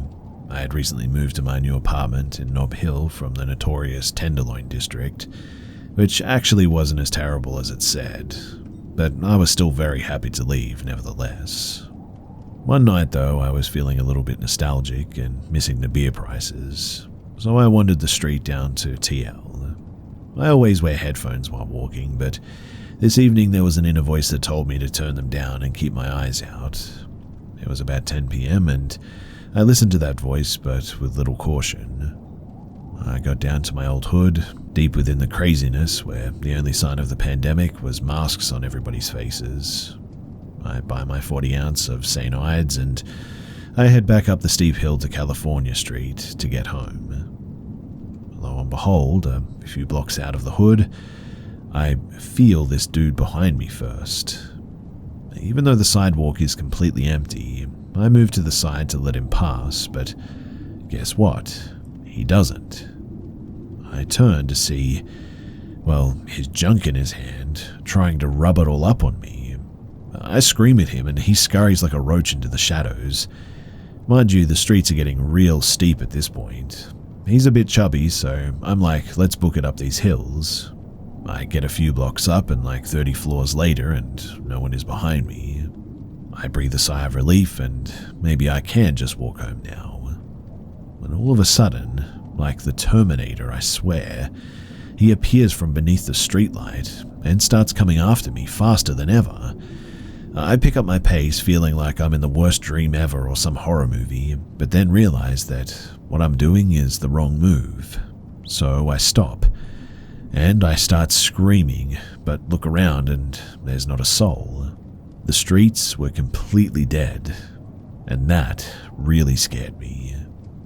He started cornering me into this wall with his junk still out, and suddenly I remember to act like I saw a bear, like be big and yell, make them afraid of you.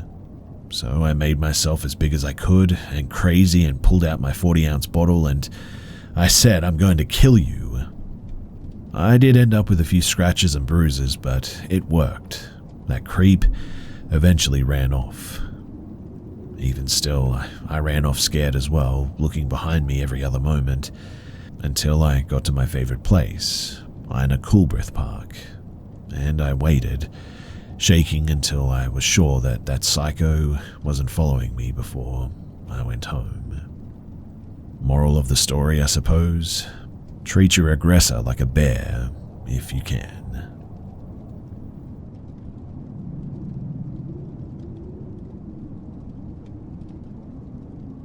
So this happened 7.5 years ago, June 23rd, 2016, while I was cleaning out my house.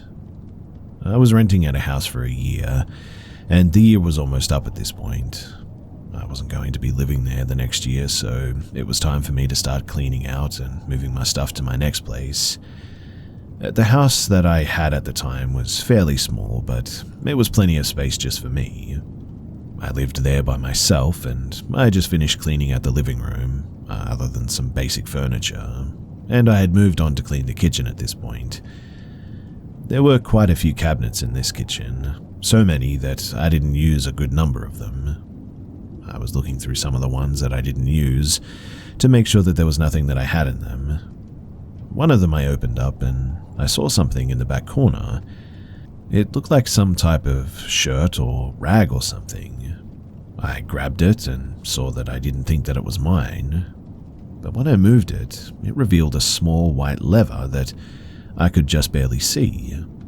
The cabinet was in the corner, sort of by the sink and halfway blocked by the stove.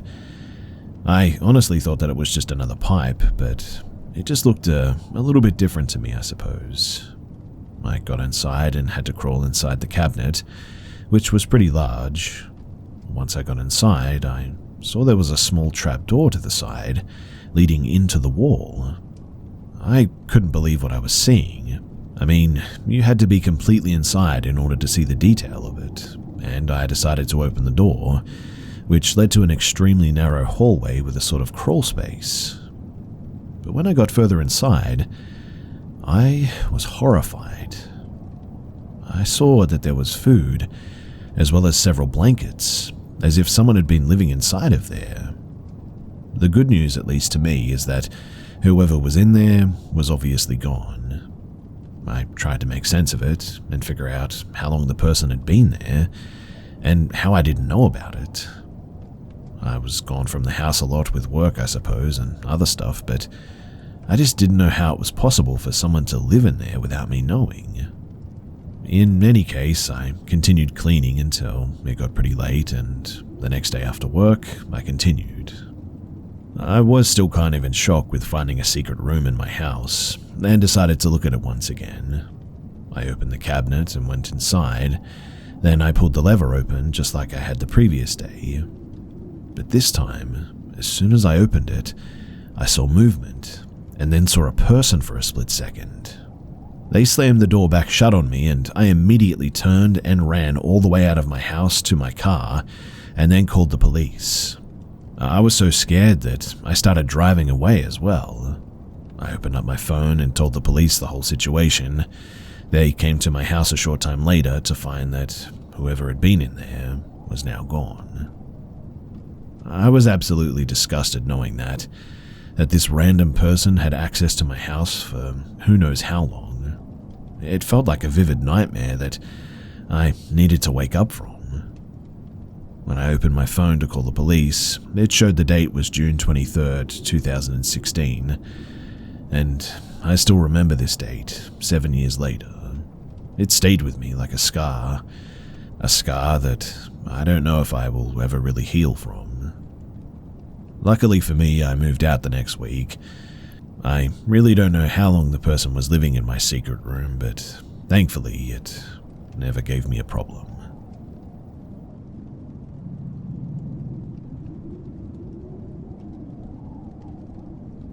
So about 5 years ago now, I lived in a flat. I'm from the UK, so a flat is basically an apartment. It was just me and my dad that lived there, and my dad has always been a workaholic, so he was away for weeks at a time. Weeks alone, which I'd have to fend for myself at 13. I didn't have any issue with this, to be honest, as I loved the independence, and I loved feeling like I had my own place as well. But I'll admit that I was a little bit lonely. I mean, I didn't have any friends at the time, my parents had just separated, and my mum didn't want much to do with either of us, so I never really saw her. Anyway, a couple of months after moving in, I was home alone. My dad had just gone away for work for whatever reasons, and he wouldn't be back until the weekend. Everything was going fine. There were no issues at all until I got tired and I went to bed that night. I wasn't deliriously tired or anything. I am an insomniac though, so sleep just sort of evades me most of the time. What I mean is that I'll feel tired until my head hits the pillow and then my brain comes to life and just will not shut off. But I shut all the lights off, got into bed, and I looked over at the foot of it. And when I did, that's when I noticed that something was stood there. It wasn't a person and there were no features. It was just some sort of, shadow, stood, not moving, at the end of my bed. I freaked out, obviously, and tried the whole thing of closing my eyes and opening them, etc. He disappeared when I opened them again, but I could still feel eyes on me. Naturally, I assumed that I was just paranoid about being home alone, even though I was completely used to it at this point, and never freaked out or worried about it before. So I put the light back on and I went to sleep. I tried not to think about it, went to school the next day, just got on with life, stuff like that. I mean, I've always had a strong imagination anyway, so it was probably all just in my head. But he was there the next night too, stood at the foot of my bed, looking at me. I could feel his eyes on me before I saw him. He had no face, just some sort of silhouette, but I could feel it. I don't know how else to describe the way it felt, but the way I knew something was there was weird, even if I wasn't looking at it at first. It was terrifying, but I don't know, I felt comforted maybe, almost by him being there.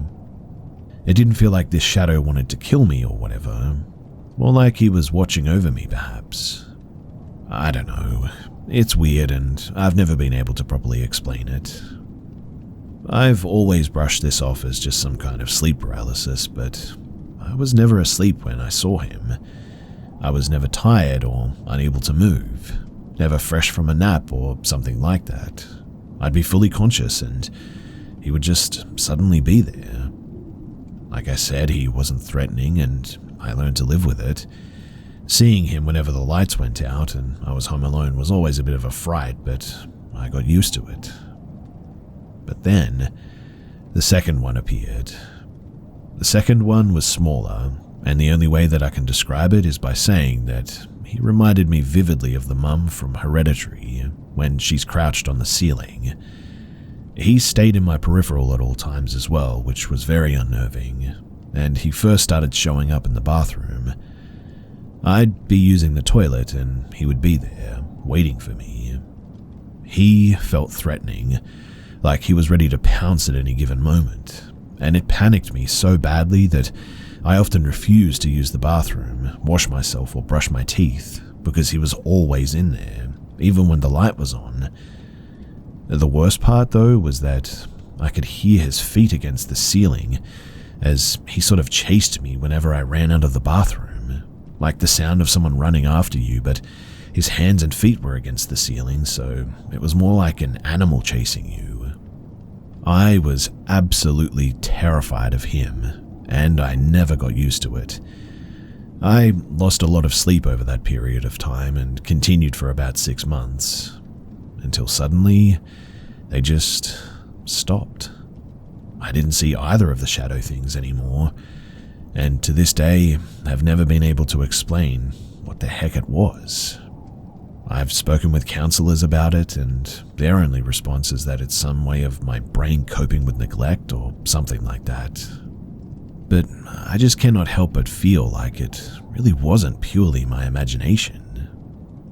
Who knows, maybe I am crazy, or maybe there is some sort of psychological reason behind it, but I will never be able to forget the sound of rapid footsteps behind me like that, or the feeling of eyes crawling all over me like 1,000 bugs as I slept. I've since stopped talking to friends about it because they think that I'm an undiagnosed schizophrenic or something. But there's something inside of me that just cannot accept my imagination, curating all of that. So, am I crazy? And if I'm not, well, what the heck were they?